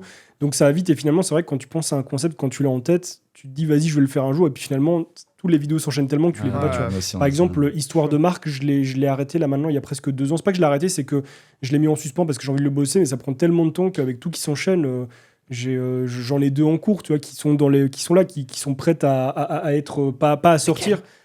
Il y a Intel et SteelSeries. Ah, mais Intel, t'as été là-bas et tout. Intel, je suis allé là-bas, ouais. Ok, ça c'est parce que elle est pas sortie encore, non, mais je suis allé là-bas. Ouais, sur la chaîne secondaire, j'avais mis quelques petits trucs où j'étais là-bas. Ouais. Mais tu vois, elles sont prêtes à démarrer, à ce que je les commence et tout, mais le truc, c'est que ça prend tellement de temps et tout le reste doit tellement être enchaîné que c'est compliqué, tu vois, vu qu'on suit une actu particulière. Moi, j'aurais réussi ma vie quand il fait Histoire de marque de flop. Ah bah ça se fera un jour, hein. Pour l'instant encore jeune, mais ça se fera, tu vois. Là, il n'y a pas grand chose à dire pour l'instant, on va charbonner, t'inquiète. Je veux dire, en 2020, FlowUp voit le jour, et puis voilà, ils ont vendu des PC, et puis... Voilà, c'est pas... Rendez-vous bientôt. Attention, un nouveau produit flop qui va sortir. Donc voilà, au pire, ça se trouve, j'arrête ma chaîne dans 2-3 ans, et puis je reviendrai dans 30 ans pour faire l'histoire de Marc Flop, tu vois. Je reviendrai telle une légende, tu vois. Boum, l'histoire de Marc Flop, et puis je me recasse. Le dernier souffle. Là, bon, on passe déjà aux questions un petit peu titillantes. Vas-y. On parlait du game hardware, du fait que ça se passe bien, etc. Est-ce que depuis votre début de carrière sur YouTube, que ce soit dans l'hardware, que ce soit dans... mais après, je le sais, tu vois, oui, voilà, les dramas. Que ce soit avec FlowUp, que ce soit... Parce que moi, j'en ai vu de loin, tu vois. En fait, moi, je suis le mec, je suis à l'écart, mais j'écoute et je regarde et je donne rarement mon avis. Je suis un peu comme Monsieur Burns, tu vois. Je regarde de loin, je suis là. Nous, c'est rigolo. J'écoute, tu vois. À part ceux qui nous touchent, parce que tu peux pas les éviter, tu vois. Genre. Mais nous, on est genre complètement déconnectés, genre. On n'est pas sur Discord, on suit jamais les dramas, on suit jamais les petites actualités et tout, tu vois. Souvent, on apprend ça par vous quand on vous voit, ou par les marques. Ouais, parfois, on dit, il y a ça sur votre Discord. Même pas on n'est même pas sur Discord. En vrai, on a eu des petits dramas. On a eu des petits dramas. Mais à chaque fois, voilà, on n'hésitait pas à répondre et tout. Mais c'est vrai que nous, on n'étale pas trop notre vie aussi. Enfin, on a l'aspect, on va dire, YouTube et tout, puis l'aspect privé, où là, voilà, on va pas faire des stories de tout ce qu'on fait et tout. Et nous, on n'a rien à cacher. Mais... On n'a jamais fait de drama sur des gens, tu vois. Voilà, ça. Parfois, on connaît des petites histoires, des petits trucs, tu vois, même par rapport à soit des youtubeurs à toi, mais encore pas tellement. Mais plutôt par rapport à YouTube en général, tu vois. On sait des petits trucs qui sont passés, on est parfois au courant de trucs, mais on l'ouvre jamais trop, tu vois. Comme dit Gauthier, et nous... Moi j'aime bien ta chaîne secondaire parce que genre t'expliques et tu t'expliques ce que tu vis et tout, tu vois. Et nous on l'a jamais fait. Un peu de transparence en vrai sur certains trucs. Hein, mais... Nous on l'a jamais fait. Et parfois moi je trouvais ça trop cool, tu vois, que tu dises quand ça va pas et tout. Et c'est aussi pour ça qu'après on voulait faire des vlogs, tu vois, qu'on n'a jamais fait parce qu'on n'avait pas le temps. On n'a pas réussi à tenir. Mais je voulais faire ça aussi, tu vois. Je trouve que c'est cool de dire aussi aux gens ce que tu penses, ce que tu vis et tout. Moi j'aimais bien. Et je regarde toutes tes vidéos d'ailleurs sur la chaîne secondaire. Ah c'est gentil, ça fait plaisir. Je t'ai déjà dit que je suivais. Mais je trouve ça cool. Et nous on le fait pas, donc c'est pas nous, tu vois, qui avons genre. Pas tellement. Je pense à un truc où on avait peut-être lâché une petite phrase. Mais on va pas chercher les dramas. Tu vois. Mais oui, par exemple, il y avait eu un youtubeur qui. Attends, est-ce qu'on peut avoir des noms ou pas? Ou c'est mort? Non, il y a déjà des youtubeurs qui ont reproché des choses. Et par exemple, ça c'est normal. On s'entend bien, Jixio, un jour, au lancement de FlowUp, sur Twitter, je me souviens. Voilà, avait fait un post sur nos boîtiers FlowUp en disant qu'ils étaient trop chers et tout. Et après, on avait été en parler avec lui parce qu'à l'époque, il n'était pas youtubeur. On avait été en parler avec lui parce qu'on l'avait déjà rencontré une fois. On s'était défendu en live avec parce que c'était parti en couille, tu vois. Je pense qu'il n'avait pas voulu, mais du coup, plein de gens étaient venus, donc des puristes qui nous aiment pas de base, tu vois, étaient venus un peu nous taper dessus à cause de ça. Et on a fait un live avec Amy. Oui, je me souviens où vous aviez parlé de ça. C'était à l'histoire. Ben justement, ça, je veux revenir aussi juste après parce que c'est vrai qu'il y a eu des histoires où les gens parlaient de dropshipping, rebranding et tout. Mais moi, je me souviens que j'ai été en fait beaucoup dans les conversations où j'écoutais les gens, où je voyais des partages d'écran où ça montrait regardez, on a trouvé tel sur tel site et tout. Et je me souviens qu'au bout d'un moment, je me posais la question, tu vois, je me disais mais attends, mais ils ont pas fait ça et tout. Ouais, et je me souviens pas compris le dropshipping. C'est ça qui était dangereux dans ce mais c'est pour ça que je suis venu vous en parler aussi, tu vois, vous dire les gars comment ça marche, tu vois, et vous m'avez expliqué avec les catalogues et tout. Mais c'est pour ça que c'est intéressant et Justement, si tu sais nous expliquer quelle est la démarche, comme ça les gens savent aussi. Voilà. Parce que c'est vrai que vous en aviez parlé à l'époque en live, mais il y avait quoi ? Il y avait genre 100, 200 viewers, machin. Donc on a commencé avec les premiers boîtiers Fleup. Alors comment ça se passe ? Donc on s'est renseigné. Et bien entendu, tu vas pas te fournir en Italie ou en Espagne. C'est impossible en 2022. Donc à l'époque, on s'est renseigné dans une usine en Chine qui fait plein d'autres boîtiers, quoi, pour Corsair, leur Master, je sais plus c'était quoi. Ouais, la plupart des produits. Ils font des moules en fait qui sont dits publics, donc tu peux faire ton propre moule. En fait, pour revenir vraiment à la base, quand tu fais une pièce, tu vois, ta table de contrôle, genre tout ce qui est en plastique, en métal, c'est dans des moules. Tu vois, donc tu fais un moule, il y a plein de moules différents. En gros, après, tu viens injecter du plastique ou alors carrément du métal, et ça prend la forme, quoi, tu vois. C'est comme ça que tu fais des trucs à la chaîne. Et ce moule-là, ça coûte extrêmement cher. C'est 40-50 000 euros pour faire un moule. Si tu veux faire ton boîtier, tu prends un designer, un dessinateur qui va te le faire vraiment en millimètre près. Ça va te coûter... 40 000 un boîtier, balles, j'en parlais avec Cooler Master et ça coûte genre un boîtier tout simple, vraiment standard, comme on aurait fait, quand on l'a fait au début, c'est 40 000 euros le moule. Et si tu veux le faire par celui-là, ça va te coûter 100 000 euros. Tu vois, en gros, chaque petite pièce a besoin de son moule et puis on injecte le plastique et puis tu peux les faire à la chaîne. Donc nous, ce qu'on a fait en gros, pour pas faire de A à Z, c'est qu'on a pris plusieurs pièces de plusieurs moules en fait, c'est ça qu'on peut dire. Ouais, ça. T'as par exemple, comment on appelle ça, le fond de la carte mère, tu vois, c'est un premier moule. Puis t'as l'avant, par exemple, je sais pas si t'as remarqué, mais t'as plein de boîtiers qui ont le même la même cage, mais qui ont juste l'avant qui change, quoi. Par exemple, je pense au MSI Forge 100R, tu vois, on travaille beaucoup avec pour Fleup. C'est drôle parce que c'est quasiment le même moule qu'on avait utilisé pour nos boîtiers Fleup. C'est parce que c'est un moule pas cher, public, et ils le savent, tu vois, et je pense qu'ils l'assument. Et ils viennent, eux, après, greffer leur avant. Et voilà, c'est ça qu'on a fait avec le premier boîtier. On a pris je pense que c'était 3 moules à l'époque, différents. On a été dans une entreprise on a été sourcé pour les ventilateurs, on a été sourcé pour les USB ou je sais plus ce que c'était. Et puis après, voilà, on a fait une pièce finale. On voit tout à une usine qui assemble. Et c'est vrai que la face avant, c'était de nouveau pas un moule à nous. Tu vois, c'était un moule public. T'as les moules privés et moules publics. Moule privé, c'est quand tu le payes et qu'il n'y a que toi qui peux l'utiliser. T'as les semi-publics où genre tu peux les vendre. Enfin, tu vois, tu peux le prêter à quelqu'un pour qu'il l'utilise. Et on avait acheté les droits sur un moule pour l'Europe. Donc normalement, il n'y avait personne qui avait le droit de refaire exactement le même. Et ça coûtait 10 000 euros au lieu de 40 000. Quoi. Voilà. Et en gros, on a fait ces boîtiers-là. Mais pour nous, c'était un test. Tu vois. Quand on l'a fait, on avait 16 ans, 17 ans. On n'avait pas d'entreprise, pas beaucoup d'argent et tout. Donc on a fait le test. Et ce que les gens ne comprenaient pas, c'est que le dropshipping, c'est quoi ? C'est quand tu stockes pas, en fait. C'est quand tu vends quelque chose avec un intermédiaire. Oui, tu l'achètes sur un site. Sur AliExpress. C'est une sorte de redirection. Voilà, c'est comme si je dis acheter ça et en fait, quand tu achètes, ça va là, boum, ça part là. Un truc de dropshipping, c'est que tu as une montre que tu vends sur ton site à 50 balles et en fait, elle te coûte 10 euros sur AliExpress. La personne peut acheter la même montre sur AliExpress. Et tu changes l'adresse de livraison. Et la livraison, tu la mets chez lui. Quoi. Et donc, il est livré en 30 jours. Donc, le gars a un packaging AliExpress. Quoi. Nous, ce qu'on a dû faire, c'est importer. Donc, c'était un conteneur à l'époque de boîtiers, 300 boîtiers. À l'époque, le conteneur, il était à 1 800 $. On était grave bien. C'est ça. Après, c'est monté à 21 000. On a mis toutes nos économies dedans et tout. On s'est dit, allez, on vit notre rêve et tout, on le fait. Donc on a dû importer ça au port de Belgique, port d'Anvers. On a dû dédouaner la marchandise. Des galères que vous avez eu, le truc qui est resté pendant des semaines. En vrai, on a appris plein de choses, mais c'était hyper compliqué. Sur ces boîtiers, on n'a rien gagné, tu vois. Et on avait noté une anecdote parce qu'on voulait des trucs drôles. Et quand le camion est arrivé, on les stockait dans le parent qui avait notre entreprise. Il avait un petit garage qu'il n'utilisait pas, un petit garage pour mettre des voitures, tu vois. Et une voiture. Pas plus qu'une voiture. Et le camtar, il arrive. Nous, on avait cours le matin, mais là, les couilles des cours, tu vois. On était allés à pied et tout avec nos sacs à dos. On avait pris le bus. Quoi. On était arrivé là devant le truc à 7h. Et là, t'as l'énorme camion qui arrive. Moi, je filme. Je pense qu'on devrait reprendre la vidéo. En plus, du coup, comme on est en Belgique, il drache sa mère. Toi, tu dépenses toutes tes économies, vraiment tout ce que tu as charbonné sur YouTube pendant des années. Et tu vois tes boîtiers trempés. Tu vois tout. C'était en plein hiver, c'était en octobre. On avait retiré nos pulls et nos vestes, on les mettait au-dessus des boîtiers. Et on aidait le gars. Et là, le sketch, on prend la palette, tu vois, t'as les petites transpalettes, et on commence à rentrer dans le garage, et là, en fait, ça passe pas, quoi. Le garage était trop... Le garage était trop bas, quoi. Et là, on fait, putain. Et donc, t'as les palettes. Là, t'as 10 palettes, quoi. Le gars, il parle flamand, il veut pas... Le mec est pressé. Les palettes, il te les sort, il te les pose dans le jardin, tu vois. Du coup, t'avais une rue, genre, limite fermée, avec toutes nos palettes, quoi. Et toutes nos palettes, nous, on a mis nos vestes, nos trucs, nos couvertures pour réussir à éviter que ça se trempe, et au final, on les a rentrés à la main, un par un, tu vois. Et voilà, et ces 500 boîtiers-là, on allait le week-end les envoyer. Et c'était, en vrai, je sais pas si on l'aurait refait, parce que c'était la chose la plus fatigante. Mais mec, en fait, tu vois, le truc, bon, c'est surprenant et tout, c'est marrant, mais moi, ce qui me fume le plus dans l'histoire, c'est que tu dis, on avait 16-17 ans, on allait aller à l'école, je sais pas quoi. Mais gros, mais tu sais que moi, quand j'avais 15 ans, je jouais à Dofus. Quand j'avais 16 ans, je jouais à Dofus. J'étais déscolarisé. Et gros, les jeunes actuellement, ils ont 16 ans, 17 ans, ils sont sur Twitter en train d'insulter tout le monde. Raison, parce que eux, ils étaient en train de sortir des palettes. Pas prêt, là. Les gens, ils dorment. Deuxième galère, c'est qu'on a dû rentrer chaque boîtier à la main, dans le garage. Parce que tu sais pas.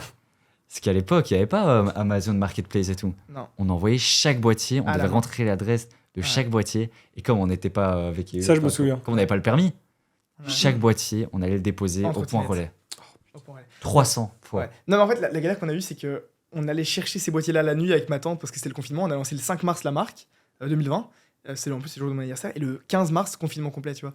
Et on pouvait plus sortir dans la rue et tout. Les points relais étaient fermés. Ouais, et du coup, on allait avec ma tante la nuit avec sa camionnette de son taf. Parce qu'elle est comédienne, elle avait des trucs de plateau et tout. On chargeait genre 20 ou peut-être 30 boîtiers dans sa petite camionnette. On les ramenait à Bruxelles dans notre tout petit studio où on travaillait. Là, t'es venu un jour. Je me souviens qu'après un événement, t'es venu. Il y avait des boîtiers sur tous les murs. Et du coup, Gauthier tapait les noms dans Bipost pour les envoyer. Et moi, je collais les étiquettes. Et on allait déposer au point relais en trottinette tous les Donc, on va déposer 40 boîtiers. Et là, confinement.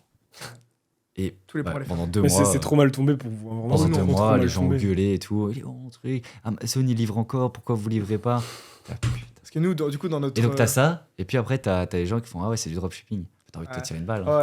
Quand tu sais ce que c'est le dropshipping, tu vois que en plus, on sait comment ça fonctionne. Tu vois, t'as vraiment un truc automatisé qui passe les commandes pour toi sur Express. Le dropshipping, tu fous rien. Vraiment rien. Nous, on dormait pas, on emballait les colis, on collait les trucs, et après, on se fait allumer sur Twitter. Du dropshipping, c'est limite comme du merchandising. C'est que tu crées rien en fait. À la limite, le merchandising, tu mets un logo. Là, tu fais rien, tu vois. Puis après, il y a encore le rebranding sur le côté. Mais tous ces trucs-là, c'est normal, tu vois, parce que une petite entreprise qui sort de nulle part, t'as pas 500 000 euros à dépenser pour un produit fini. Clairement du rebranding.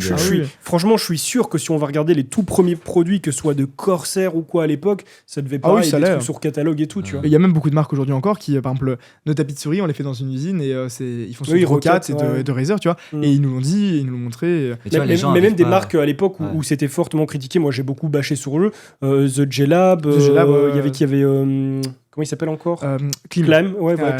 Parce que The J-Lab, je me souviens que leurs produits, je les voyais partout sur tous les sites avec des trucs. Là où ils font pas d'efforts, je trouve, c'est qu'ils reprennent vraiment les mêmes produits. Soit ils retravaillent pas grand chose, soit même, tu vois, il y a Motospeed, c'était ça, non? Ouais, Motospeed. Ils faisaient les mêmes produits clean, tu vois. Et là, on trouvait pas d'intérêt. Les gens comprennent pas quand t'as une marque comme Rocat, ce qui est normal, qui lance un tapis en fait qui est le même que le nôtre, avec leur logo Rocat, mais que nous, on lance notre tapis avec le logo Flow Up, nous, on passe pour. En gros, c'est nous qui passons pour les mecs qui font du dropshipping. Ils les copient alors qu'en vrai, ils se copient. Mais je me souviens en plus, ce jour-là, je me suis dit putain, ils sont trop cons. Je sais pas si c'était vous, un community manager, mais vous aviez mis un truc sur le mur de Rocket par rapport au truc. Vous aviez fait un truc genre ils nous aiment plus. Le prix. Oh là là là, j'ai vu ça, j'ai dit mais qu'est-ce qu'ils sont cons. Mais nous, tu vois, on portait nos couilles parce qu'on le savait, tu vois, on savait que c'était le même produit, on savait que c'était ça. Et là, c'était Top Achat, c'est moi qui ai fait le tweet. Je me suis un peu mordu les doigts après, mais je sais que genre j'avais vu, il était à 80 €, tu vois, c'était le même. Je dis il est également disponible ici pour 2 fois moins cher, tu vois. En vrai, donc le plus grand drama qu'on a eu, c'est dropshipping Flow Up, alors que c'était pas vrai. Tu vois. Et voilà, et maintenant qu'on a lancé les PC, on a plus de problèmes, tu vois. On fait moins de produits Flow Up directement, mais on va en refaire. Mais voilà, on charbonne, on est 10 ans d'entreprise et tout, on charbonne, tu vois. Et les gens, là, il n'y a rien à dire, tu vois. Genre, on travaille avec les mêmes règles que tout le monde. Mais vous en avez jamais marre de ça, genre, il n'y a pas des moments où ça vous fait. Parce que tu vois, moi, je suis. Après. J'ai pas les mêmes, on fait pas les mêmes contenus, etc. On tourne pas de la même manière et tout, donc une expérience n'est pas une autre. Mais moi, je sais que rien que parfois YouTube, je sature, tu vois. Donc vous, même si vous êtes deux, je me dis, mais attendez, vous gérez quand même des gars, vous gérez un truc, vous gérez une marque. On est deux.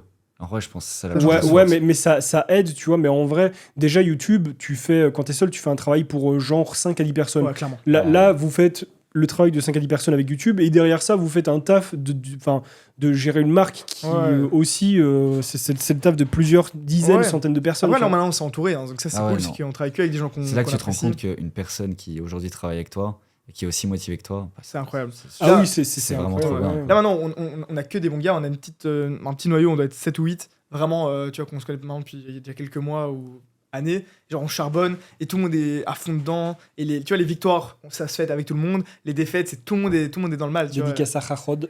Voilà, bah oui, et tous les autres, tu vois, maintenant. Il y a Jarod le monteur, il y a Il y a même sa copine qui travaille avec nous pour emballer les produits. Okay. Ils ont déménagé de France, elle a pas trouvé taf direct, on s'est dit allez go. T'as Jonathan qui fait le déploiement Windows, t'as Uli qui fait le montage. Enfin, tu vois, on a chacun notre poste. Raphaël qui nous aide surtout. Enfin, tu vois, on a vraiment un bon noyau où on sait qu'on a confiance en eux et tu vois, quand t'as des PC en retard ou que t'as des galères et que les mecs râlent encore plus que toi, tu vois, ils sont encore plus frustrés. Là, tu dis ok, on a trouvé les bonnes personnes. Il y a notre monteur PC, là, il monte genre 15 PC par jour. Et le gars, il pète un câble, il dit ouais, demain vous venez à 7h30 au taf, vous venez 1 heure plus tôt. On doit avancer, on est là. C'est nous qui nous faisons engueuler. Attends, c'est qui les patrons? C'est qui le patron? Ah ouais, clairement. Il n'y a pas vraiment de patron, tu vois, là-bas, c'est trop drôle. C'est une ambiance hyper bizarre, mais tout le monde est là, tout le monde est chaud, tout le monde est... Ouais, il n'y a pas de hiérarchie, genre, on s'en fout. Du coup, c'est vrai que parfois, t'as envie de péter un câble, mais tu vois, genre, quand on était qu'à deux, c'était... Déjà, tout seul, je pense que ça va être horrible. Enfin, moi, j'aimerais pas. Il y a des jours où moi, j'ai... Ce que vous faites, tu vois, faire YouTube et trucs, moi, gros, jamais. Hein.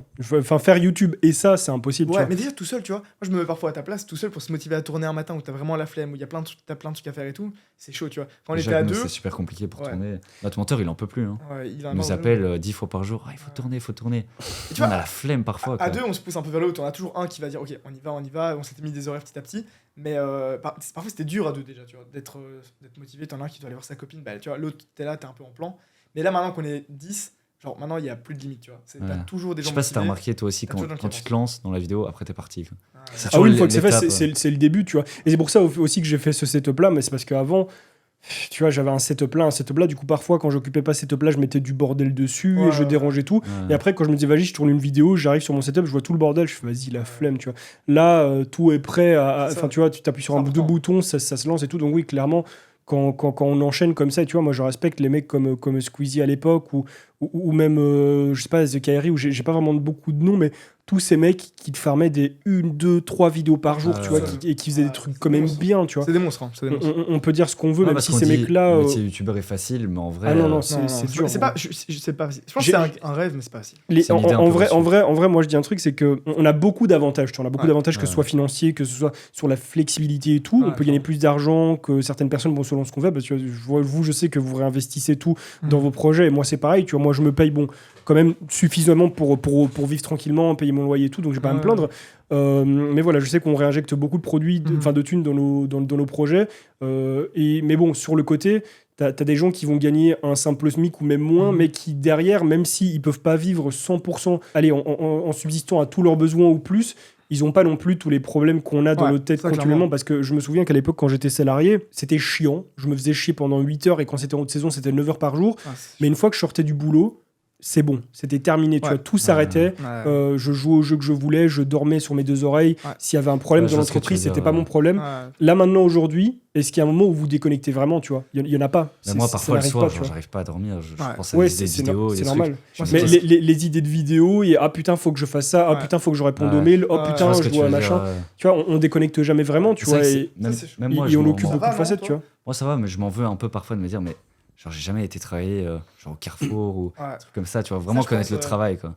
Ça, je pense un conseil ou un truc qu'on aurait peut-être dû faire, c'est connaître, peut-être que ce que toi t'as connu ou pas, c'est genre vraiment le vrai charbon, tu vois. Il y a des fois où on est fatigué, il y a des fois où t'en as marre, t'as des fois trucs, mais franchement, allez, comparé à ce qu'on vit, comparé à la difficulté de certains métiers, c'est différent comme tu dis. Non, c'est pas le vrai charbon. Je pense que charbonner, vous charbonnez, mais c'est juste que justement ce fait de charbonner, ça vous apporte quand même beaucoup de choses que des gens n'ont pas dans un milieu, enfin dans un métier un peu plus standard et en étant salarié. Mais je pense quand même qu'on bosse beaucoup plus que beaucoup de gens, tu vois. En termes d'heures, on bosse pas 8 heures par jour, tu vois. Tu vois, par exemple, Jarod, on en parlait, tu vois, c'est notre monteur, il a déménagé pour venir vivre ici et tout. Il nous explique, lui, il était à l'usine. Il y a des moments, il est vraiment charbonné à l'usine, tu vois, à faire. Ouais, mais comme il dit, tu rentres chez toi, t'es tranquille. Ah, mais je l'ai fait aussi, hein. Moi, j'ai travaillé, tu vois, Léonidas. Ouais, j'ai bossé chez Léonidas, tu vois, et c'était relou, c'était chiant, surtout que moi, je viens du milieu artistique, créatif, donc j'ai toujours fait des trucs hyper variés. Et c'est vrai que faire ça, c'est chiant, mais une fois que tu sortais du boulot, tu étais là, c'est bon, je suis heureux, et tu profitais vraiment du week-end. Maintenant, le week-end, on n'en a pas, tu vois. Moi, j'ai plus de notion du week-end. Moi, j'essaie de le prendre, mais c'est vrai que c'est dur. J'essaie de le prendre aussi, mais tu as toujours quelqu'un qui va t'appeler, un message, un email, ou alors tu vas voir un truc passer qui va te donner une idée. Il y a beaucoup de marques dans l'ardeur qui bossent le week-end. Moi, ça me foudroie le nombre de gens, de marques qui charbonnent, mais comme j'ai jamais charbonné de ma vie. On a rencontré. Déjà, dans la partie marketing, il y en a beaucoup. Même si sans dénigrer, je pense que c'est encore un autre niveau de stress que, tu vois, parce que nous, on travaille maintenant avec tu vois, les commerciaux des marques, tu vois, ceux qui doivent vendre les compos, et eux, ils sont encore beaucoup plus stressés par les chiffres. Et encore plus passionnés, Et c'est encore beaucoup plus des charbonneurs, et t'en as, c'est un truc de malade, quoi. Genre AMD, on a rencontré la directrice de l'Europe et tout, tu vois, enfin, qui vend la commerciale pour toute l'Europe. J'ai jamais vu ça. Elle est incroyable comme personne. Mais quel charbon, quelle force, tu vois, dans une seule personne. Depuis 30 ans, travaille pour AMD et tu dis. Tu gères une marque comme ça et tout, ça va être. Envoyer des mails la nuit, à rentrer le soir tard pour charbonner. C'est ça qui est cool dans l'hardware, c'est que c'est vraiment. Allez, tu peux facilement te passionner. C'est vraiment de passionner, ouais. Oui, totalement. Mais je pense que sans être passionné, c'est compliqué de faire des vrais trucs, tu vois, parce que c'est technique. Et moi, par exemple, tu vois, ma passion, elle s'arrête à un certain stade dans l'hardware. Par exemple, tout ce qui est super poussé, genre vraiment rentrer dans l'électromécanique de l'hardware ou alors l'overclocking poussé, ça, je m'en tape. Ça m'intéresse pas. Si on m'en parle, je vais écouter, je vais apprendre, mais c'est pas moi qui vais en parler ou qui vais vraiment me documenter pour. Alors que tu vois, quand bêtement le fait de faire un montage PC, une review ou alors un nouveau produit ou quoi, ça, je m'y intéresse toujours. L'actualité, je la suis et donc je pense que c'est un métier de passion d'office. Par exemple, je prends plus de plaisir à ouvrir un PC back market qui est éclaté qu'un PC à 10 000 euros avec du water cooling. Oui, mais c'est normal, c'est marrant, tu vois. Parfois nous on a plus. Moi je suis peut-être un peu blasé par l'hardware en vrai. Le RGB et tout, enfin je trouve ça cool, mais il n'y a plus un produit, un composant, je dis waouh, c'est incroyable. C'est vrai qu'on n'a plus les mêmes. Déjà, comme tu dis, nous c'est la même chose, hein, tout ce qui est overclocking et tout, ça nous excite pas du tout. Enfin, genre, on n'a pas une énorme. J'ai pas la gaule quand je suis là en mode oh putain je suis monté aussi haut et tout. Pourtant ça doit être chouette, tu vois, si t'es un charbonneur qui kiffe ça.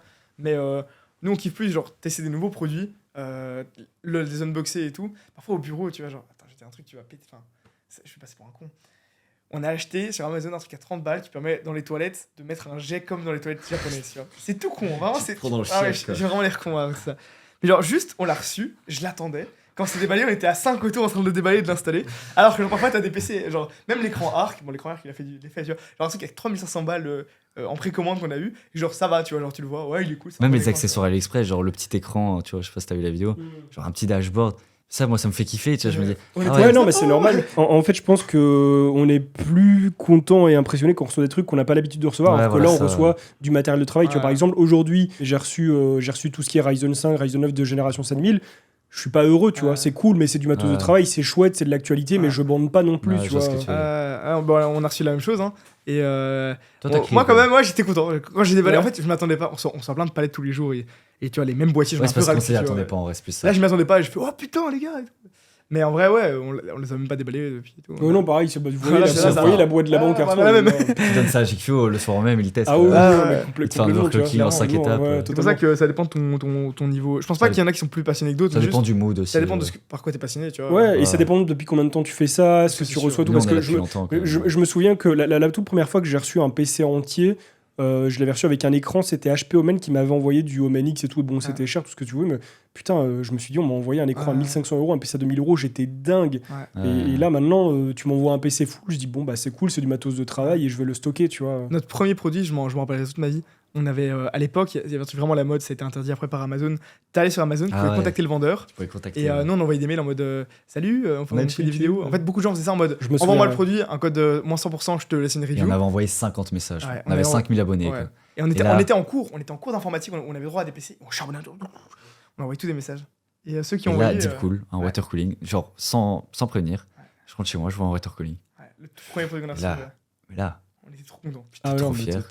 Et je le déballe et je le regarde sous tous les angles et tout. 80 €, ça coûte 80 €, ils nous l'ont envoyé. L'homme s'habitue, ouais, mais ça, c'est la vie. C'est ça, on s'habitue, tu vois. Il y a beaucoup de gens qui nous le reprochent, mais c'est comme ça, tu vois, on y est pour rien. T'auras plus jamais la même émotion que la première fois que tu Non, ouais, c'est sûr. C'est comme tout, c'est comme. Quand tu reçois ton PC portable, au début, t'es là avant une semaine, tu fais attention et puis tu t'en fous un peu. Ouais, clairement. Mais du coup, tu vois, ce qui est cool, c'est que ce que j'ai pas l'habitude de recevoir, je suis super content. Par exemple, quand mes darons m'offrent des petits. Quand mes darons, mes proches m'offrent un petit truc pour mon anniv, je suis trop content, tu vois. Ernesto m'avait offert pour Noël des livres de dessin, j'étais trop content. J'ai reçu un mug de machin, j'étais trop content, d'événements, trop content, tu vois.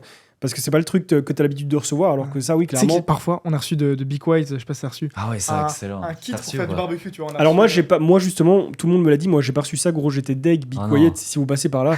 Moi, gros, j'ai reçu une petite boîte, dedans, il y avait un tournevis Be Quiet et un décapsuleur. C'est tout.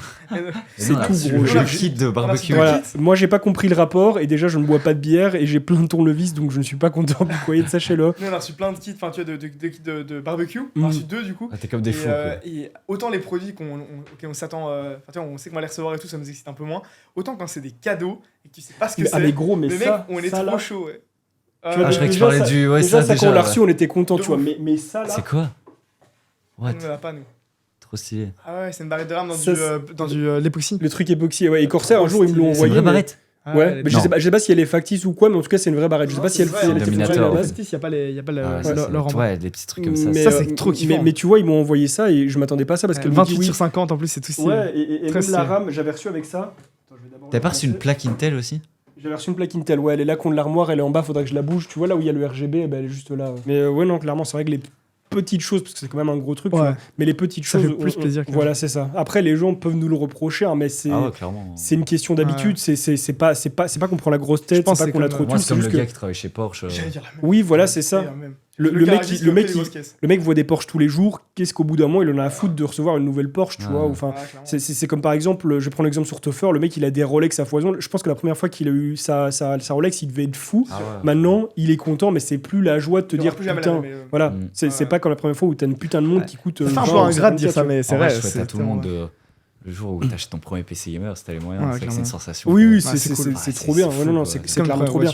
Mais non, pour en revenir au sujet, non, c'est du charbon, c'est un taf, c'est beaucoup de préoccupations. Et tu vois, je pense qu'il n'y a pas énormément de gens qui savent le faire. Il y a beaucoup de youtubeurs qui sont lancés, qui ont un petit peu monté et qui, au bout d'un moment, ont dû lâcher le truc parce que mentalement, ils n'y arrivaient pas. Tu vois, t'en as qui sont tombés en dépression et tout, c'est chaud, tu vois. Se renouveler. Nous, notre peur, c'était de plus faire de vues. Maintenant, avec Flop, on commence à engager des gens. Moi, ma peur, je me dis, putain, on est en train d'engager, tu vois, on a déjà, je sais pas, 3 ou 4 sur CDD, CDI qui commencent à. Ouais, c'est de la responsabilité, ouais. Je me dis, ok, tu vois, pour l'instant, ça se passe bien, ça monte bien et tout, je vais tout donner, je creverai pour que ça fonctionne. Quoi, ça va, tu vois, t'es tranquille. Ouais. Le jour où t'engages des gens.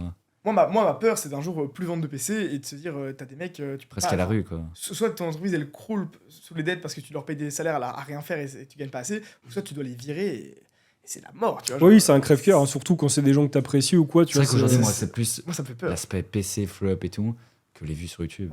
Les deux vont ensemble. Donc, c'est quand même des risques. Ouais, c'est ça. Être patron, enfin entrepreneur, c'est déjà un risque, mais en plus, patron, c'est. La meilleure chose à faire dans ces cas-là, et je donne le conseil pour tout le monde, tu vois, que ce soit dans tes études, dans l'entrepreneuriat, dans tout ce que tu fais, c'est genre justement de pas y penser, tu vois. Genre, c'est facile à dire, mais si t'as peur que l'entreprise elle fonctionne plus parce que.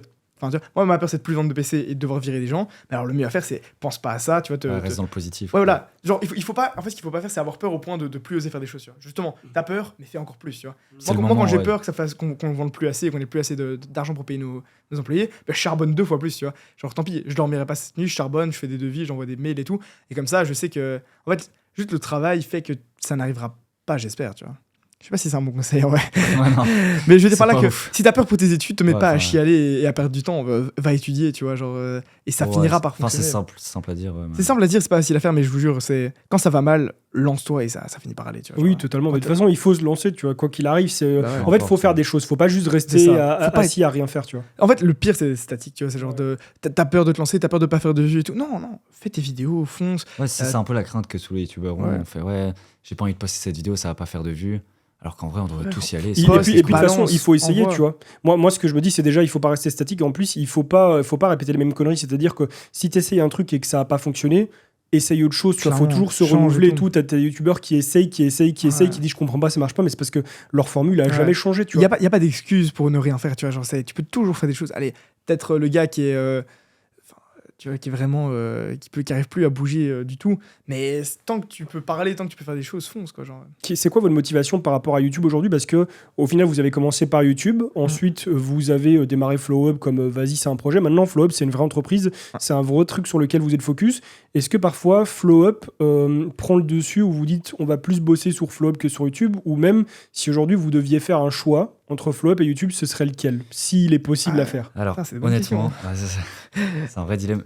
Non, mais en vrai, c'est pas positif ce que je veux dire, mais YouTube, moi aujourd'hui, je sais pas toi, hein, mais moi je me vois pas faire ça 15 ans, quoi. Je me dis, c'est pas possible qu'un YouTuber. Enfin, c'est pas que je me vois pas, mais je me dis, ça va pas durer dans le temps, genre 10-15 ans. On est jeune, on a 20 ans. Quand on aura 40 ans, est-ce qu'on fera encore YouTube? Enfin, pour moi, non. Clairement. Ça, c'est une de nos peurs avec, en arrêtant nos études et tout, parce que du coup, on faisait nos études encore jusqu'à il y a 1 an ou 2, 1 an et demi même. Et c'était une de nos peurs, c'était de dire, ok, tu vois, on se lance à fond, ça peut marcher bien pendant un temps, mais est-ce que ça marchera pendant encore des années?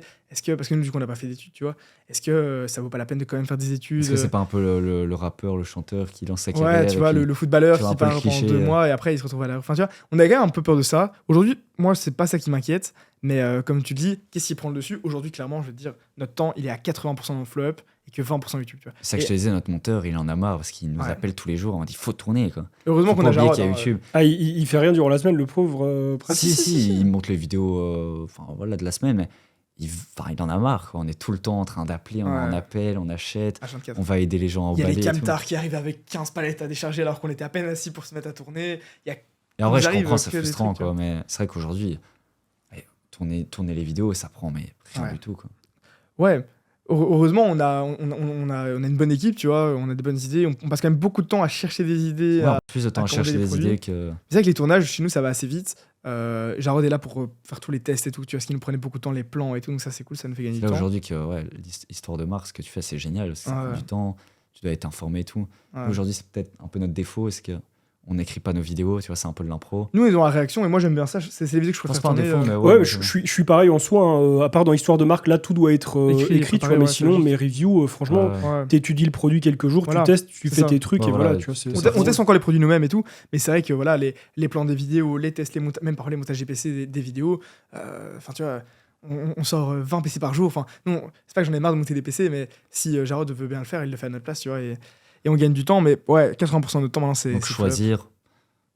Pour l'instant, la chaîne YouTube, parce que c'est ça qui... Enfin, on est là pour ça. Ouais. En fait, aujourd'hui, on est là grâce à ça, en fait. Ouais, aujourd'hui, c'est la chaîne YouTube qui nous a permis de lancer Flop et d'engager des gens et tout. C'est là qu'on a eu les meilleures histoires, les meilleures et même aujourd'hui, ça reste quand même la chaîne YouTube qui nous permet d'avoir plein d'opportunités et qui finance aussi, parce que ça prend du temps avant d'être bénéfique avec une entreprise. Pour l'instant, il n'y a pas de honte à le dire, c'est encore les vidéos YouTube, les placements de produits qui payent pas mal de gens chez Flop. Notre transpalette électrique qui coûte 10 000 balles. Enfin, tu vois, avant de faire 10 000 euros avec Flop, ça nous aurait pris du temps, quoi. Donc la chaîne YouTube. Moi, si je dois choisir aujourd'hui, je continue avec la chaîne. Dans 5 ans, on verra. Ou dans 10 ans. Mais aujourd'hui... Après, c'est une expérience incroyable que d'avoir une vraie entreprise, d'engager des gens et tout, tu vois. Mais même stratégiquement, c'est mieux de garder YouTube, je crois, que Flop.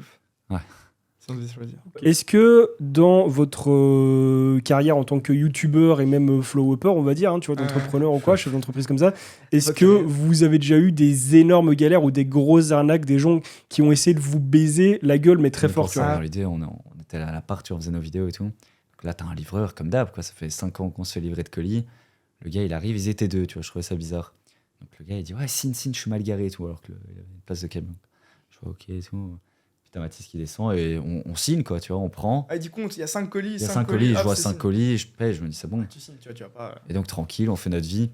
Puis là, on appelle notre fournisseur, on dit ça arrive quand les 3070 Ti, les 10 qui restent, quoi. Il dit comment ça? Il dit c'était dans les colis, quoi. Et là, en fait, on commençait à faire le stock pour Flop, tu vois. Avant même de lancer, je vais pas expliquer. C'était des mois qu'on achetait des cartes, des composants pour sur fonds propres et tout. Et donc c'était dans les colis. Et là, on ouvre les colis et on voit en fait qu'il y a une carafique dans une boîte énorme à chaque fois, tu vois. Et on se dit, il y a un truc qui est là. On a soulevé les cartons, il y avait du poids et tout. Et le gars, il dit, ah ouais, ça sent pas bon et tout. Il fait, est-ce qu'il y a un autre scotch que le nôtre dessus, tu vois? On fait, je sais pas, je vais vérifier, je regarde, je fais, non, il y a rien et tout. Puis il dit, t'as regardé partout? Et je retourne le carton. Et là, t'as un énorme scotch blanc. Les bâtards, ce qu'ils ont fait, c'est qu'ils étaient à deux dans le camtar. Ils ouvrent les colis. Ils retirent une graphique la plus chère en plus. Il y avait 2 3060 Ti et une 3070. Et ils ont retiré la 3070 de chaque boîte. Donc il y avait 5 boîtes ou 10 boîtes. Ils installaient à chaque fois une seule carte la plus chère. Ils ont refermé ces bâtards. Et du coup, vous n'avez pas surmonté avec les livreurs jusqu'à eux? Alors là, c'est parti en couille. Là, du coup, comme on a signé, à partir du moment où tu signes, c'est que l'assurance joue pas. Et donc là, attends, nous, on avait hypothéqué le seul bien qu'on possède pour acheter des compos et on se fait voler 10 000 balles de compos. Catastrophe. Tu vois. Là, mec, ça part en couille, on pète un câble, on avait même. Enfin, c'est pas sur on commence à croire plein de trucs, tu vois. On pense même que nos fournisseurs nous ont baisés. Alors que c'est pas du tout le cas. C'est pas possible, tu vois, c'est pas possible. Et donc là, on se dit, mais comment on va faire? Enfin, genre, il faut trouver une solution. Et là, Mathis, c'est quelqu'un dans la police. Ouais. Il a été ramené les empreintes du scotch J'ai à été la ramené police. le scotch blanc en me disant le gars il a d'office touché le scotch pour le poser. Du coup j'ai découpé les scotch, je les ai apportés à la police scientifique à Bruxelles pour qu'ils vérifient s'il n'y a pas d'empreinte en dessous pour retrouver le gars. Ça part en mode esprit criminel, quoi. Ah, bah, en général, quand t'es comme ça, ton cerveau il c'est bug et pas tu bien. fais tout. Hein, Notre interphone il avait filmé. Mathis Du coup, me on dit avait la non, gueule du non, gars. c'est pas filmé, il y a pas les règles, tu vois, sur On l'interphone. n'a jamais vu. Et puis moi, je regarde, et là, je Ça vois touchait la tous les tête bouts. des deux pays, quoi. Et là, je fais des photos et tout, on envoie à la police, on fait une déclaration. On a juste porté plainte 3 fois avec tout On le se dit c'est détail. bon, on va plus voir nos 8000 balles, c'est fini, quoi, tu vois, on va pas On était lancer en les PC PLS, flop. On n'a même pas lancé les PC, on était déjà à 10 000 € de déficit. On a lancé, On était en PLS. PLS total. Et là, donc là, on déménage, avenue Louise. Ouais, là, c'est 6 mois plus tard. 6 mois plus tard. L'histoire, c'est qu'au final, en faisant tellement chier Chronopost, Même sur les réseaux sociaux. la Belgique voulait pas nous aider et c'est Chronopost France, parce qu'ils avaient une double assurance qui payait hyper cher, qui a accepté de nous rembourser. À la toute fin. Des Ok, années. 6 mois après. Ok. Mais attends, c'est pas tout. Et c'était la pénurie. Du coup, en fait, on a quand même jamais récupéré. Parce qu'en fait, on les avait achetés vraiment pas cher et on ils savait- les avaient plus. Quoi. Et on savait toujours pas qui nous les avait volés et tout. Ah ouais. donc Pas de- d'enquête. Pas d'enquête, rien, on s'en fout. Et là, 6 mois Là, c'est après, la on masterclass. déménage. Donc on n'était plus à Ça, tu vois. là où où on c'est. était. On était dans le centre de Bruxelles, Avenue avenue Louise. Louise. Et là, on est avec les étudiants et tout. Et t'as un étudiant, il y a des colis et tout, j'y vais, quoi. Et je vois le gars partir. Non, attends, c'était pas les mêmes gars quand même. Non. Ah. Enfin, si. Ah si, tu verras. Et là, il me dit, ouais, j'y vais. Et je sais pas pourquoi. J'ai une intuition. Genre, je me dis, il faut que j'aille l'aider ou je sais pas, je dois Non, aller. il dit pas genre, ouais, c'est des cartes graphiques. Et là, tu te mets à courir. Non, il dit pas, non, il dit pas c'est des cartes graphiques, il dit il y a pas mal de colis et tout. Et je savais qu'on devait plus ou moins recevoir les cartes graphiques. Et je me dis, ouais, il est tout seul. Et là, j'y vais avec lui, tu vois. Et je descends, et le gars, donc la rue Nouveau, une place de camion, le gars était garé à l'autre bout. Il fallait traverser 3 passages piétons et tout. Et là, j'arrive, et je vois le mec. C'était un Et des. j'ai pas capté direct. Et mon cerveau, je sais pas si t'as déjà vu ça. Oui, si tu bugs Je complètement. bug. Tu bugs, t'es dans Ouais, c'est l'hyperespace. qui, c'est un quand, youtubeur, c'est qui ce mec, je l'ai déjà vu, je savais plus d'où et tout. Je comprends pas. Et puis je vois que c'est les cartes graphiques et je commence à faire le lien, tu vois. Et puis je les retourne et je vois qu'il y a un autre scotch. Là. Et là, Alors je là, commence à péter un câble. moi je suis en haut au bureau et là je me dis putain ils sont partis depuis longtemps les cons, tu vois, alors 3 colis ils pourraient aller plus vite et tout. Du coup je me dis ok il y a une couille, je mets mes chaussures, j'étais sur les toilettes, je mets mes chaussures, je me mets à courir dans la rue et là j'arrive sur le camion Et le gars moi, me tenait par le bras. et moi je tilte pas que c'est le même mec, moi je suis à l'ouest tu vois, j'arrive et tout et je connaissais la procédure tu vois, je dis ok, photo, je commence à prendre la photo du gars, de sa gueule, je prends la photo de la camionnette, je rentre dans la camionnette, je regarde s'il y a pas nos cartes graphiques et tout, je me dis là, le mec il sort pas d'ici, tu vois. Et genre, je prends la feuille, je marque en grand, refusé, colis refusé. En fait, il faut jamais signer un colis si tu sais Absolument, pas il ce qu'il y faut a bien dedans. vérifier. Tu Faut- as le droit de Ouais, regarder ce qu'il y a de dans le trouver colis. Et même si le livreur doit rester 10 Ouais. minutes, tu as le droit de faire ça. S'il te demande de vérifier, déjà, il faut signer sous réserve d'inventaire. Ça veut dire que Si t'es pressé, ouais. tu te laisses le droit de vérifier ce qu'il y a à l'intérieur avant. Donc ta signature compte pas, tu vois. Et là, je marque refusé et tout. Et puis. Il me prend par le bras comme ça. Ouais. Il dit ouais, signé et tout. Il commence à être violent. Et là, on dit ah, ça nous est déjà arrivé, plus jamais et tout. Et là, c'est moi qui avais les photos pour la police. Et lui, il Je n'avait pas commence à remonter- capté que c'était le même. Et je commence à remonter les photos du gars. Genre, Donc toi, t'avais pas capté. Non, j'avais pas capté. Je remonte et j'essaie de retrouver la photo du. Il est en mode de la sérieux, en première mode fois. ouais, je vais vous montrer, on s'est Et déjà je fait montre et voler. on s'est déjà fait voler par eux. Et alors le gars, il regarde la photo. Il Un fait, sketch. Il voit mais sa c'est gueule. moi Là, mec, Là, mec, Là, j'ai fou rire. explosé. Attends, mais il est rire. super con. Le mec, il s'est mis est une balle trop contre fin de Non, son parce cou. qu'ils étaient deux. Et alors il dit ça, c'est mon collègue, c'est mon collègue. Et Là, il commence à être raciste. Et là, il commence à être dit. raciste. Il dit oh, lui, c'est un arabe, c'est lui qui vole et tout. On fait mais arrête, Ouais, mec. voilà, Mec, frère. allez, C'est stop. bon, quoi, stop. C'est toi qui es là une deuxième fois, il n'y a plus les cartes graphiques et tu mets ça sur la faute de ton pote qui était avec la première fois. Et là, on l'a allumé. Là, on a Là, appelé on- son. Ouais, on On a a appelé pris sa des photos de lui, responsable on a et failli tout. appeler la police, on a appelé sa responsable, on a renvoyé les cartes, enfin les colis. On a appelé sa responsable et on l'a plus jamais vu. Donc, Ah, vous j'espère l'avez qu'il a- dénoncé et tout. Ah, là, j'espère que c'est Ah, lui. ouais, Ouais, j'espère qu'il a franchement. ramassé Ah, là, aussi. c'est hein. possible. J'espère Parfois, je qu'il a dénonce pas parce que ramassé. voilà, Ouais, c'est franchement. déjà dur dans la vie aujourd'hui et Ouais. tout, mais là, Je peux comprendre que voilà, des gens qui sont dans le mal et tout, ils volent des gens, mais s'il y a des assurances, tu vois, parfois, genre, je ouais, peux encore, comprendre, tu vois. le vol, Mais c'est là, pas- non, tu vois, là, stop. Ouais. Après, quand tu voles Chanel, bon, c'est grave, mais voilà. Mais... Ouais. Moi, il y a Enfin, bref, quelques ouais. jours, là, quelques Là, c'était semaines trop. ou jours, j'ai envoyé un PC complet à un streamer qui s'appelle Maclo. Tu vois, je lui ai envoyé un PC entier et je l'ai mis dans un 5000X. Et bon, bah déjà, il le reçoit bien en retard, ça a bien traîné, tu vois. Et je crois que c'était, ouais, voilà, UPS passe et ils sonnent pas. Et du coup, ils devaient revenir le lendemain, ils sont pas venus pour finir. Bon, ils sont revenus le lendemain ou le lundi d'après, je sais plus trop. Ouais. Et quand il reçoit le PC, bah lui, il vérifie l'état de l'emballage, tout est nickel, il y a 0 coup, il le prend, tu vois. Il signe. Et il ouvre la boîte et la vitre du dessus, elle était foudroyée, mec. Genre vraiment, elle était. Et c'est même pas qu'elle était scindée ou quoi, c'est que c'était un puzzle 8000 pièces. Ça, genre, c'est le verre trempé quand ça s'est ça a explosé. Et du coup, bon, bah voilà, moi, je lui dis, vas-y, nettoie tout, enlève tout, tu fais ton maximum et tout. Je te renvoie une vitre parce qu'il y a moyen sur le site de Corsair de prendre, tu vois. Donc je lui ai renvoyé une vitre. Et je contacte UPS et tout, et je leur dis, et ils me font, ah, mais il a signé et tout. Je fais, oui, mais alors quoi? Je voyais les photos. Il fait, ouais, mais ça peut arriver après. Bon.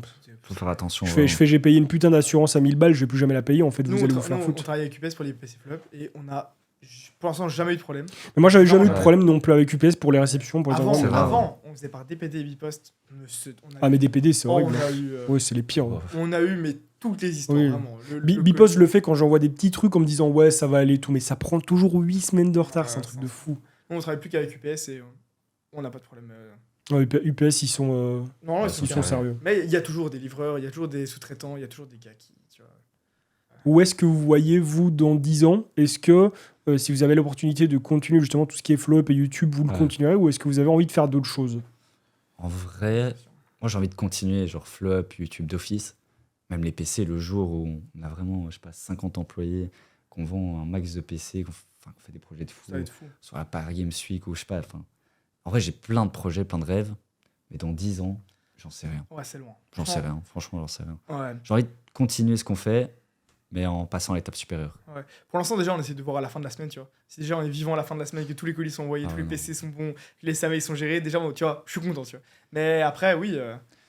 Moi, mon rêve, c'est de créer genre un produit, mais de A à Z, un produit révolutionnaire, tu vois, un périphérique ou un truc de fou.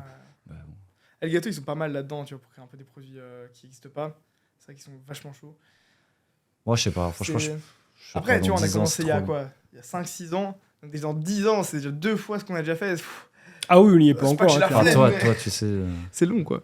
Moi, je sais pas, je sais que je pense rester dans la vidéo parce que ça a toujours été mon truc, tu vois, mais je crois que j'ai envie d'explorer d'autres aspects plus créatifs. Et puis, je suis en train de lancer mon projet de manga, là, tu vois. Lancer, non, parce qu'il est encore vraiment au stade. C'est même pas encore un prototype, c'est encore rien pour l'instant, c'est vraiment en début de projet. Là, on arrive vraiment au moment où on a terminé pratiquement tous les backstage du projet, tu vois, tout ce qui est scénario, tout ce qui est chara design, univers et tout. Et là seulement, on va vraiment lancer petit à petit le truc et puis voir avec les financements, etc. On va lancer un financement participatif. Mais voilà, moi, on va dire que ça, c'est un des projets que j'aimerais tenir dans le temps. Après, je suis pas mangaka et je me vois pas en tant que mangaka, mais tu vois, plein de petits projets comme ça que je kiffe. Ça, des petits trucs qui me font kiffer, tu vois, même si j'ai pas, même un produit, comme tu l'as dit, un produit qui m'est sorti de la tête, que j'ai envie de faire fabriquer ou quoi, ou je sais pas. En fait, j'ai envie de bouger, de faire plein de trucs. Tu vois. Nous aussi, on voulait faire une camionnette Flow Up et faire le tour du monde, quoi. Genre aller au Canada. Je voulais faire pareil avec un camping-car, genre faire un camping-car et mettre un setup dedans. Puis déjà, je me suis dit que je n'avais pas le permis, donc je sais pas pour tout de suite. Et puis, je me suis dit, il y a tellement de responsabilités que c'est quand même compliqué de lâcher le truc pendant autant de temps. Ça, c'est un rêve aussi d'un jour faire une camionnette, un camping-car Flow Up. En vrai, on a plein de petits rêves. Disons, ça paraît long, mais c'est court aussi, tu vois. Quand ça passe vite. Ouais, c'est ça.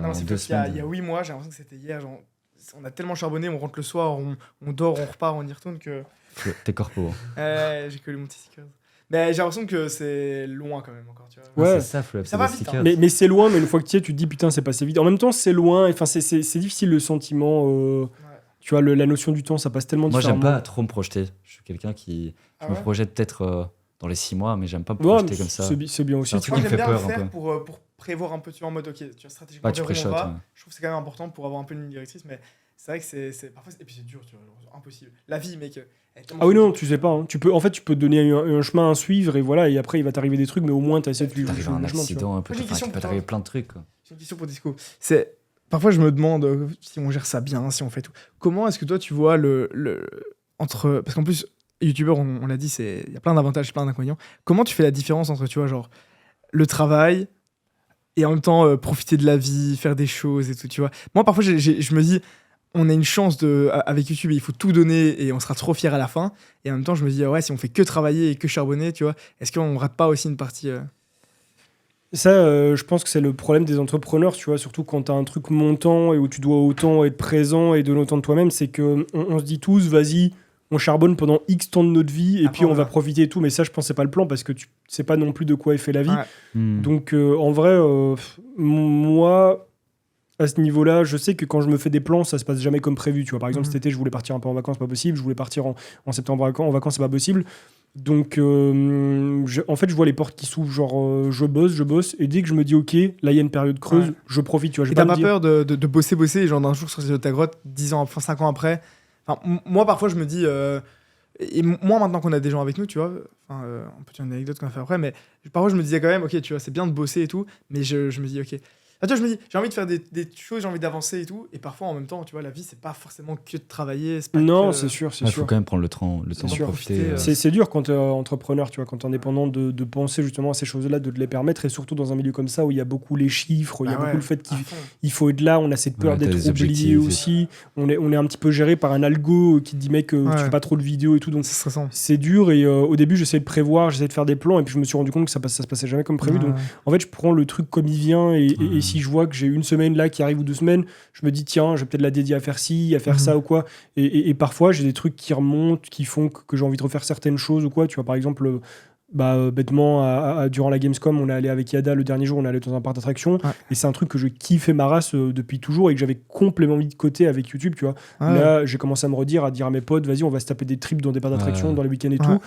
C'est prendre des petits moments parce que voilà, je sais que prendre un mois entier, je pourrais pas. Tu vois, c'est trop compliqué. C'est trop kiffant de.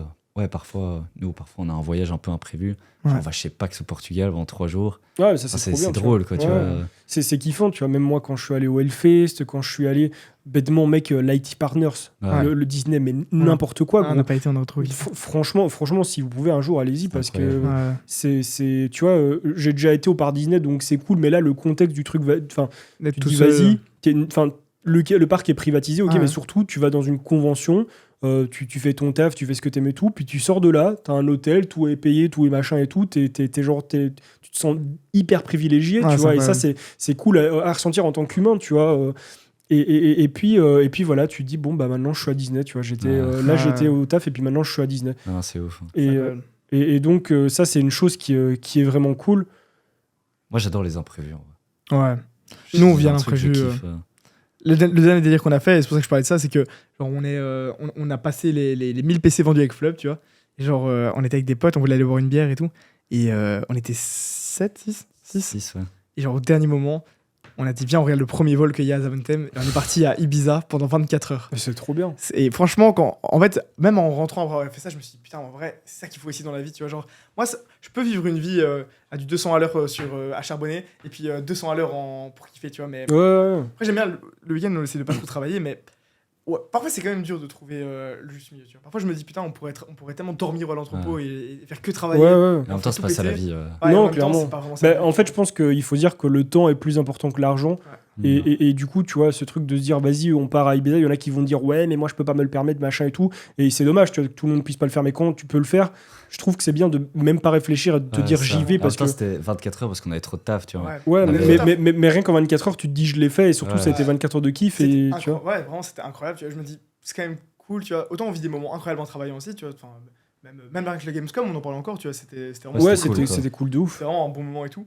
Ça, c'est cool, parfois. Comparé de taf, pour dire j'ai passé un putain de moment pour le taf, tu vois. Ça c'est cool aussi. Ça j'avoue, je pense c'est pas à l'usine que tu vas rentrer et dire putain, je passe. Après moi parfois non, totalement. Le week-end je kiffe rien. C'est pour ça on a beaucoup de chance, tu vois, on peut dire ce qu'on veut. C'est vrai que c'est dur, c'est pas toujours évident et pas tout le monde pourrait le faire, mais on a beaucoup de chance, tu vois. On peut faire des choses que malheureusement tout le monde peut pas faire. Tu le gères comme tu veux, si t'as envie de tu vois, c'est quand même hyper flexible, t'as pas des c'est sûr. Disons qu'on doit quand même garder un point d'ancrage, on peut pas non plus on doit garder un rythme et un point d'ancrage et pas se dire pas comme les gens le pensent, on peut pas partir tous les 2 semaines en vacances et faire une vidéo et puis machin et c'est pas possible, même si tu tournes 15 vidéos en avance, tu peux pas partir un mois, tu vois. Il y a des nouveautés, il y a les marques qui sont là, il y a ci, il y a ça, donc ouais, voilà, clairement. Mais ouais, c'est flexible, on peut faire pas ce qu'on veut, mais un petit peu comme on le veut. On peut te permettre d'accepter, de refuser des choses. Donc ça, c'est cool, tu vois. Oui, non, totalement, tu vois. Et c'est pour ça, moi, justement, je parlais de Lighting Partners et de Disney. Je crois que c'est ce jour-là que j'ai vraiment pris le plus une baffe dans ma gueule parce que je me suis dit, aller à Disney en mettant de l'argent de côté, etc., en prévoyant le voyage, il y a moyen. Ça coûte cher, mais il y a moyen. Mais là, tu te dis, qu'est-ce que je fous à Disney à minuit? Le parc, il est privatisé. On m'a payé mon putain d'hôtel, on m'a payé mon entrée au parc et on est même pas 2000 dans le parc, tu vois. Comment, enfin, dans une vie qui dit ça, tu vois. C'est vrai que ces trucs-là, c'est cool, quoi. Quand voilà, tu te dis, ça. putain, je suis là. Enfin, les soirées Intel et tout qu'on a Ouais, déjà fait voilà, avec, tous ces trucs-là, tu te dis, c'est des trucs que Nous, si on n'avait pas fait ça. Ça, c'était incroyable. On était en cours, genre, on va à la soirée Tony Hawk, on reçoit Tony Hawk nous dédicace une planche de skate. Incroyable. On part après, on fait une after au karaoké avec tous les gars avec qui on travaillait et tout. Et le lendemain, on était en cours à l'école, tu vois, et j'avais un examen, tu vois. C'était trop drôle. Ça, ces moments-là, on les kiffait, tu vois. En même temps, ouais, t'es crevé, parfois t'en as marre, tu vois. Moi, les moments où j'ai envie de tout claquer, c'est quand je suis crevé. Genre, ouais, non, mais c'est normal, la fatigue, parfois, ça prend le dessus. La Gamescom, quand parfois tu tournes une vidéo, il n'y a pas le micro. Ah, mais la Gamescom, quand vous êtes rentré, je pense que vous avez dû pleurer. Hein. On est rentré en voiture, le retour, je crois que vous avez dû remettre votre vie en question. Là, les 6 heures pour rentrer, quoi, 5 heures. On est rentré à 60 km/h là, pendant 6 heures. Quand on est rentré, on était crevé le lendemain. Le lendemain, on travaillait. Donc, le lendemain, à 10 heures, on était au taf. On a quand même été taffé et tout. Et c'est vrai que là, c'est ce genre de moment-là où il faut pas faire de choix, tu vois. Genre, moi, j'ai envie de tout claquer. Je me dis, on va jamais y arriver. Quand je suis fatigué, je suis là en mode, c'est fini.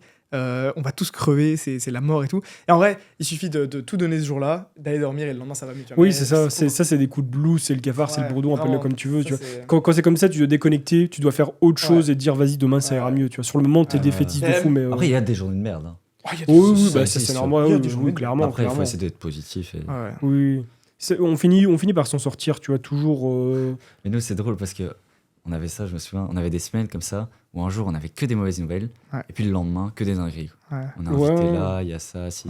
Ah, mais c'est comme ça, hein, c'est comme moi, la phase assez difficile que j'ai eue là, courant décembre, enfin toute la période décembre-mars, c'est parce que ça a été une succession de shows. Bon, il y avait déjà des choses derrière, tu vois, mais là c'était un nouveau truc, et tu vois que du négatif. Donc, tu sais, je pense que tu peux être youtubeur ou tu peux être une rockstar et être millionnaire et tout. Je pense que quand t'as toujours des trucs comme ça qui tombent sur la gueule, au bout d'un moment, ton cerveau il dit mec, j'en peux plus là, tu vois. Et moi, ouais, mon cerveau il était en train de me dire faut que t'arrêtes un coup, faut que tu fasses autre chose parce que ça va partir en couille, tu vois, je vais m'arrêter. C'est ça qu'il me disait. Quel que soit le grade que t'as, le privilège que t'as, je crois que c'est le bon truc, c'est que moi, je suis comme tu disais, ça va toujours aller, tu vois. Moi, je suis partisan du fait que tu vois, il n'y a rien qui va vraiment nous arrêter ou nous stopper. Non, clairement. Il y a des jours où ça va vraiment pas, des jours où t'as que des coups. Nous, tu vois, on avait été. Un jour, je me souviens quand t'as déménagé ici, on t'avait dit ah ouais, on va venir s'installer pas loin et tout, on a acheté des grands bureaux et tout. Ça a été que des coups. Des grosses merdes. On a été en procès, on a pris des avocats, ils nous ont bloqué plein d'argent, on a perdu. Vraiment, on a dû louer. En fait, on était dans ce truc de Bruxelles parce que du coup, ils nous avaient lâché en venir plan. On a dû louer 6 mois, genre, on peut le dire, à 2000 € par mois. Ça nous a coûté une couille, on était en PLS. Tout notre bénéfice qu'on avait fait avec Fleur. Tout ce qu'on gagnait était reparti parce qu'on devait louer les bureaux. En fait, c'est ça, on a des hauts, des bas. Et c'est pas que l'argent, c'est. Ouais, les déménagements, tu vois. Déménager 3 fois en un mois. C'est relou, tu peux pas avoir un point fixe et tout. Non, mais il y a plein de trucs comme ça, c'est horrible. Hein. Et du coup, à ce moment-là, t'as envie de tout claquer. Ouais, voilà. C'est la fin. Tout, tu vois. Ça peut pas le faire, il y a trop de couilles et tout. Et puis le lendemain, tu reçois une super belle proposition d'OP, t'es invité là, nous avec Flop, tu vois, c'est des shots deal et tout, des trucs cool, tu vois. Ah, c'est dur. Je pense que mentalement, le métier de youtubeur et même entrepreneur, c'est ça qui est dur, tu vois. C'est ne pas compter ses heures, c'est ne pas savoir sortir du truc, tu vois. Il n'y a aucun moment où vraiment, même quand tu es en vacances, tu vois, il y a quand même un petit moment où tu vas essayer de regarder un petit peu ton phone, etc. Tu peux jamais, c'est impossible de lâcher complètement, tu vois. Moi, en me lançant, mon rêve, c'était... quand j'étais petit, je regardais Sifano. Et mon rêve, c'était, je me disais, le gars, il tourne 10 vidéos par jour, et puis il part une semaine en vacances, tu vois. Et t'en as parlé tout à l'heure. Et je voulais, genre, faire des vidéos en mode, je fais toutes les vidéos, et puis je pars, genre... moi, je kiffe l'Asie. Je me disais, ouais, je pars en Thaïlande, je pars au Vietnam et tout, tu vois. Et en vrai, je me rends compte, depuis qu'on a lancé, alors qu'on a peut-être plus le budget pour y aller maintenant qu'avant, genre jamais on y a. Ah ouais, non, parce que t'as pas le temps, tu peux pas. Tu as plus le temps, c'est même plus un objectif. Avant, je voulais tout faire pour avoir du temps, et maintenant, mon objectif, c'est plus de prendre des gens avec nous et de faire grandir le truc, tu vois. Ouais, complètement. C'est pas ce qu'on imagine en fait à la base, tu vois. C'est trop dur de s'imaginer de l'extérieur, et tu vois, il y a des gens qui pensent pouvoir se l'imaginer et se dire, ouais, youtubeur, c'est comme ça, c'est facile et tout, mais c'est impossible. Même moi, il y a 2-3 ans, quand ça a commencé à décoller, même à ce moment-là, j'avais vraiment aucune idée de ce qui attendait, tu vois, de ce qu'il y avait derrière et de ce que... T'avais déjà une petite post-idée de ce qu'il y avait, mais tu savais pas vraiment où ça allait t'emmener. C'est trop dur Enfin, tu peux pas prévoir, en fait. C'est un mot ou une phrase, je sais pas, la phrase de la fin. Si vous avez envie de dire quelque chose par rapport à n'importe quoi, ce que vous voulez. C'est la vie du youtubeur, c'est pas facile. Non, non. Pas du tout là-dessus. Ça va déclencher un drama, ça. T'as la vidéo, elle tourne que... Non. En fait, c'était une thérapie, là, le truc. On va lancer des podcasts avec Discover ID. Let's go. On va faire des dingueries. Tous les mercredis. Au bout d'un moment, on aura plus toujours un peu. On va raconter que des conneries, toi, cette semaine. Non, moi, je dirais...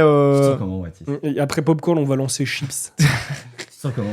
Moi, sincèrement, je suis à fond dedans là. Moi, je dirais que tous les gens qui ont vraiment un rêve et tout, je pense qu'il faut vraiment. C'est pas des couilles, genre les gens qui disent qu'on peut y arriver et tout. Moi, je suis persuadé que quand t'aimes vraiment un truc et que tu te donnes à fond, parce que là, on a parlé pas mal de trucs qui vont mal et tout, alors qu'en vrai, il y a tellement de trucs qui font, il y a tellement de trucs qui va bien. Oui. Et quand on a des potes parfois qui se lancent, ou même, tu vois, GQ, Pax, d'autres personnes qui se lancent et qui font la même chose que nous, je leur souhaite que le meilleur. Et toutes les autres personnes, même si ça n'a rien à voir avec l'hardware, tu vois, genre lancez-vous, faites-vous kiffer et tout, parce que en vrai, ça vaut la peine d'essayer. La vie, ça va vite, il y a plein de trucs qui sont chiants, et on a parlé d'usine et que nous, on n'a jamais dû taffer à l'usine ou taffer dans un truc chiant, et c'est une chance, mais en même temps, moi, je l'ai fait. Moi, je souhaite à personne, parce que moi, je c'est trouve horrible, que quoi, le parcours d'une vie, c'est pas que faire des études. Ouais. Enfin, il y a tellement d'autres possibilités. Non, c'est pas ça. Il y a tellement de personnes qui ont des regrets dans leur vie et tout, c'est horrible. La vie, c'est pas ça. On travaille pour gagner de l'argent, mais la vie, c'est pas ça, tu vois. Si t'as l'occasion de... Tu donnes les moyens de te faire kiffer, franchement. Ouais. Ça vaut la peine d'essayer, quoi. Il y a des gens qui kiffent en vivant dans une cabane dans la forêt avec des poils sous les bras. Enfin, enfin, tu vois, je veux dire, tu peux kiffer n'importe comment. Moi, je juge pas les gens. Genre, si tu kiffes ce que tu fais, c'est déjà peu tellement importe bien. Peu importe ce que tu veux devenir. Moi, limite, je juge plus les gens qui sont mal dans ce qu'elles font, qui sont pas heureuses et qui restent là-dedans. Tu vois, genre, je préfère vraiment. Après, parfois, t'as pas toujours le choix quand t'as une c'est famille. sûr. Il y a des personnes, j'aimerais tellement pas être à leur place. Même si tu passes tes soirées à taper des games et jouer avec tes potes, mais vas-y, bien. si tu kiffes, t'es bien. Enfin, voilà. En fait, il faut être bien. Franchement, vous kiffez vos vies, les gars. Genre. On dirait une phrase de hippie. Je te jure. Mettez-vous bien, mettez-vous. Non, moi, je l'ose dire aujourd'hui. Franchement, je kiffe ma vie, tu vois. Genre, je suis content. Je pense que c'est une réussite dans la vie, tu vois, on a un petit peu parlé de négativité ici, là, sur la fin. Voilà. Mais on n'est pas en train de se plaindre en mode oui, nous, pauvres youtubeurs, on gagne des milliards, clairement. on est triste et tout. Ça n'a rien à voir. C'est juste que, en fait, comme les autres, on vit des moments durs et différents, mais pas plus durs ou moins durs, tu vois. C'est juste différent de ce qu'on peut vivre ou quoi. Et il y a des choses dures que les gens ont vécues et que nous, on n'a pas vécu et qu'on vivra peut-être jamais. C'est ça qui est intéressant, c'est qu'on a dit. Pour les gens qui idéalisent le métier de youtubeur, on a prouvé que c'était pas que vrai. Oui, voilà, c'est ça. Les gens qui disent c'est dur et tout, non, tu vois, c'est aussi. Voilà, c'est pas de la complainte, quoi. On n'est pas en train de se plaindre pour dire regardez-nous les pauvres et tout. C'est juste pour dire que c'est très cool, c'est génial, on a de la chance, mais bon, il y a des bons et des mauvais côtés. Mais après, c'est vrai qu'il y a quand même des très bons côtés. Il y a des très très bons côtés. Moi, je pense que c'est. C'est le mot de la fin. Moi, je dirais que c'est 95% de positif pour le peu de négatif. Oui, clairement. Et dont ce podcast fait partie aussi, c'était trop chouette, quoi. Moi, c'était très chouette. C'est cool. Prochain invité, c'est qui Prochain, je sais pas encore. Ça dépendra. Je pense que celui que je vais voir le plus vite, ça va être Yada, parce qu'on a des projets de parcs d'attraction et tout. Donc à mon avis, ça va être lui. Et puis c'est lui aussi le plus proche ici, vu qu'il est pas loin il est dans le nord de la France. Ouais. Mais il y en aura d'autres, oui. Hein. J'ai commencé par vous parce que vous êtes ceux que j'ai rencontrés en premier. À côté. Non, on s'est rencontrés en premier, tu vois. Et puis même, c'est vrai que sur YouTube, même si on a tous plus ou moins démarré un petit peu en même temps, vous êtes, je crois, les premiers qui ont démarré et surtout les premiers qui ont émergé aussi, tu vois. Ouais. Donc vous avez vu ce truc grandir. Mais c'était cool. Hein. C'était cool. Moi, je trouve ça cool de faire le point pour les personnes qui soit découvrent ou arrivent en cours de route, tu vois, parce que tout le monde n'est pas là depuis le début. C'est cool de voir un peu comment ça s'est fait et tout. Et comme je te disais, nous, on parle jamais comme ça, un peu à court ouvert et tout. Les gens aiment bien, je pense, parce qu'on avait fait une vidéo FAQ là, il y a 2 semaines. On se sent proche de vous et tout. C'est vrai que nous, on fait nos vidéos, mais on va pas comme ça. Ouais, même les stories, on fait beaucoup de stories pour YouTube. Non, mais c'est normal, tu vois. C'est pour ça que tu dis, moi, sur la chaîne secondaire, tu vois, j'étale ma vie, parce que pour moi, sur nos chaînes, on est un petit peu. On n'est pas des vitrines, mais on est comme des présentateurs, tu vois. On peut faire finalement ce qu'on veut, mais. Je trouve que dans la démarche de notre chaîne, c'est pas forcément pro d'arriver et de faire du drama ou de pleurnicher. Mais c'est cool quand même. Moi, parfois, j'intègre dans mes intros de vidéos ou quoi, j'intègre des petites conneries qui me sont arrivées, des trucs comme ça, mais jamais je vais vraiment raconter ma vie ou enfin voilà, tu vois. Même si un jour il y a un giga drama, je vais jamais en parler sur ma chaîne principale, tu vois. Peut-être sur les réseaux ou quoi s'il faut. Mais sur la chaîne principale, j'estime que j'ai pas de temps à perdre sur la chaîne et de mais c'est cool quand même, je trouve, de voir aussi ce qu'il y a derrière, tu vois, parce que parfois, oui, complètement. Tout comme avec par exemple Flop au début, tu vois, on s'est fait trash et tout, alors que nous, on voulait juste on se donnait à fond. Et peut-être que si on avait plus de temps pour expliquer aux gens, ils auraient compris, tu vois. Mais voilà, après, je trouve que c'est le public qui a raison aussi, tu vois. Oui, voilà, les gens avaient raison de nous critiquer, ou au moins de faire attention, tu vois, de faire attention. Après, tu vois, ce qu'il y a aussi, c'est qu'il n'y a pas que le public qui a critiqué, il y a aussi les gens qui sont comme nous et qui font comme nous, tu vois. C'est normal, et c'est pour ça que moi, tu vois, au bout d'un moment, au début, je m'en foutais, je regardais et j'en rigolais de loin parce que je regardais les gens dire des conneries. Et puis quand j'ai vu que ça commençait à vous impacter, là, je me suis dit, mais en fait, c'est pas drôle, tu vois, pourquoi j'en rigole. Et c'est là je crois qu'on en a parlé durant une PGW, justement, c'est là que vous m'avez expliqué. Je trouve que dans l'hardware, dans la tech en général, il y a vraiment beaucoup de prétentions, il y a de la jalousie, il y a plein de choses. Et nous, en fait, on a un petit peu aussi. cible de ça parce que on est la vitrine, on est la vitrine, on a la visibilité, on n'a peut-être pas forcément les connaissances qu'ont certaines personnes dans les sites ou même par exemple GFU qui est le youtubeur et qui a beaucoup plus de connaissances que nous, tu vois. Et du coup, on est des cibles faciles par rapport à ça parce que voilà, le moindre petit truc, on va nous défoncer dessus. Mais tu vois, c'est bête. Je dis pas qu'on devrait tous se prendre et se tirer vers le haut et tout parce que je sais que c'est pas possible. Qui vont mais voilà, c'est ça. Et puis il y a certaines critiques qui sont positives, tu vois, quand elle est un minimum constructive. Oui, ça c'est bien. C'est bien parce que parfois ça aide à se dire. Parce que les pavés, parfois, ils t'apprennent des choses. Ah oui, clairement, la seule chose qui est pas constructive, c'est les insultes. Et alors les gens qui parlent derrière, tu vois. Mais du coup, je trouve que cette prétention, tout ça, ça devrait disparaître. Malheureusement, c'est humain, mais je trouve que c'est un peu ce qui pourrit ce monde-là. C'est dommage parce que c'est une belle passion, tu vois. On est là pour essayer d'aider les gens à notre échelle et tout, tu vois. Ça, on veut de mal à personne, tu vois. Aux 2% des personnes, allez, 1% des personnes qui râlent parce qu'on s'est trompé sur un truc. Oui, tout le reste, c'est positif. On a aidé peut-être 99% des gens à faire un PPC. C'est ça. Et c'est la seule chose qu'on veut, tu vois. C'est la seule chose qu'on veut, tu vois. Moi, personnellement, c'est bien ramasser du pognon et tout, mais c'est pas comme ça. C'est pas pour ça que j'ai commencé YouTube, tu vois. Avant de commencer YouTube, j'avais déjà mon taf, je gagnais déjà ma thune. Je suis pas venu ici pour l'argent, tu vois. Maintenant, je l'ai, c'est cool, mais c'est pas ça qui me motive à continuer, quoi. Non, clairement. On est juste là pour se faire kiffer et faire kiffer les autres, quoi. Tout à fait. C'est le mot de la fin. Donc voilà, le mot de la fin. Le kiff. Kiffer. C'est ce que vous avez dit, finalement. C'est ce que vous avez dit. C'est trop de caméra. Ok, en tout cas, les mecs, merci beaucoup d'être venus. En tout cas, merci d'avoir répondu à mon appel. Ça fait plaisir. On se reverra peut-être pour d'autres. Bon, dans tous les cas, on se reverra, c'est sûr. J'espère bien. Peut-être dans 10 ans à la Gamescom ou au CES, tu vois. Je me donne maximum un mois. Mais voilà, peut-être pour d'autres projets. En tout cas, moi, je vous souhaite de réussir avec tout ça, de continuer à aller à Flow Up, tout ça, YouTube, foncez. Merci beaucoup, on va tout donner. Et puis voilà. Oui. J'ai pas prévu d'outro pour ce genre de vidéo. Donc voilà. Il y en aura d'autres, je sais pas quand. En tout cas, c'était les French Hardware. Vous pouvez les retrouver sur YouTube, sur Twitter, sur Instagram, sur TikTok, où ils font des milliards de vues sur TikTok aussi, là, comme ça. Voilà. Vous pouvez retrouver aussi la marque Flow Up sur leur réseau. Je vous mettrai tous les liens en description. C'est gentil. En tout cas, merci beaucoup à vous, les gars. À une prochaine. Et sur ce, bye les gens.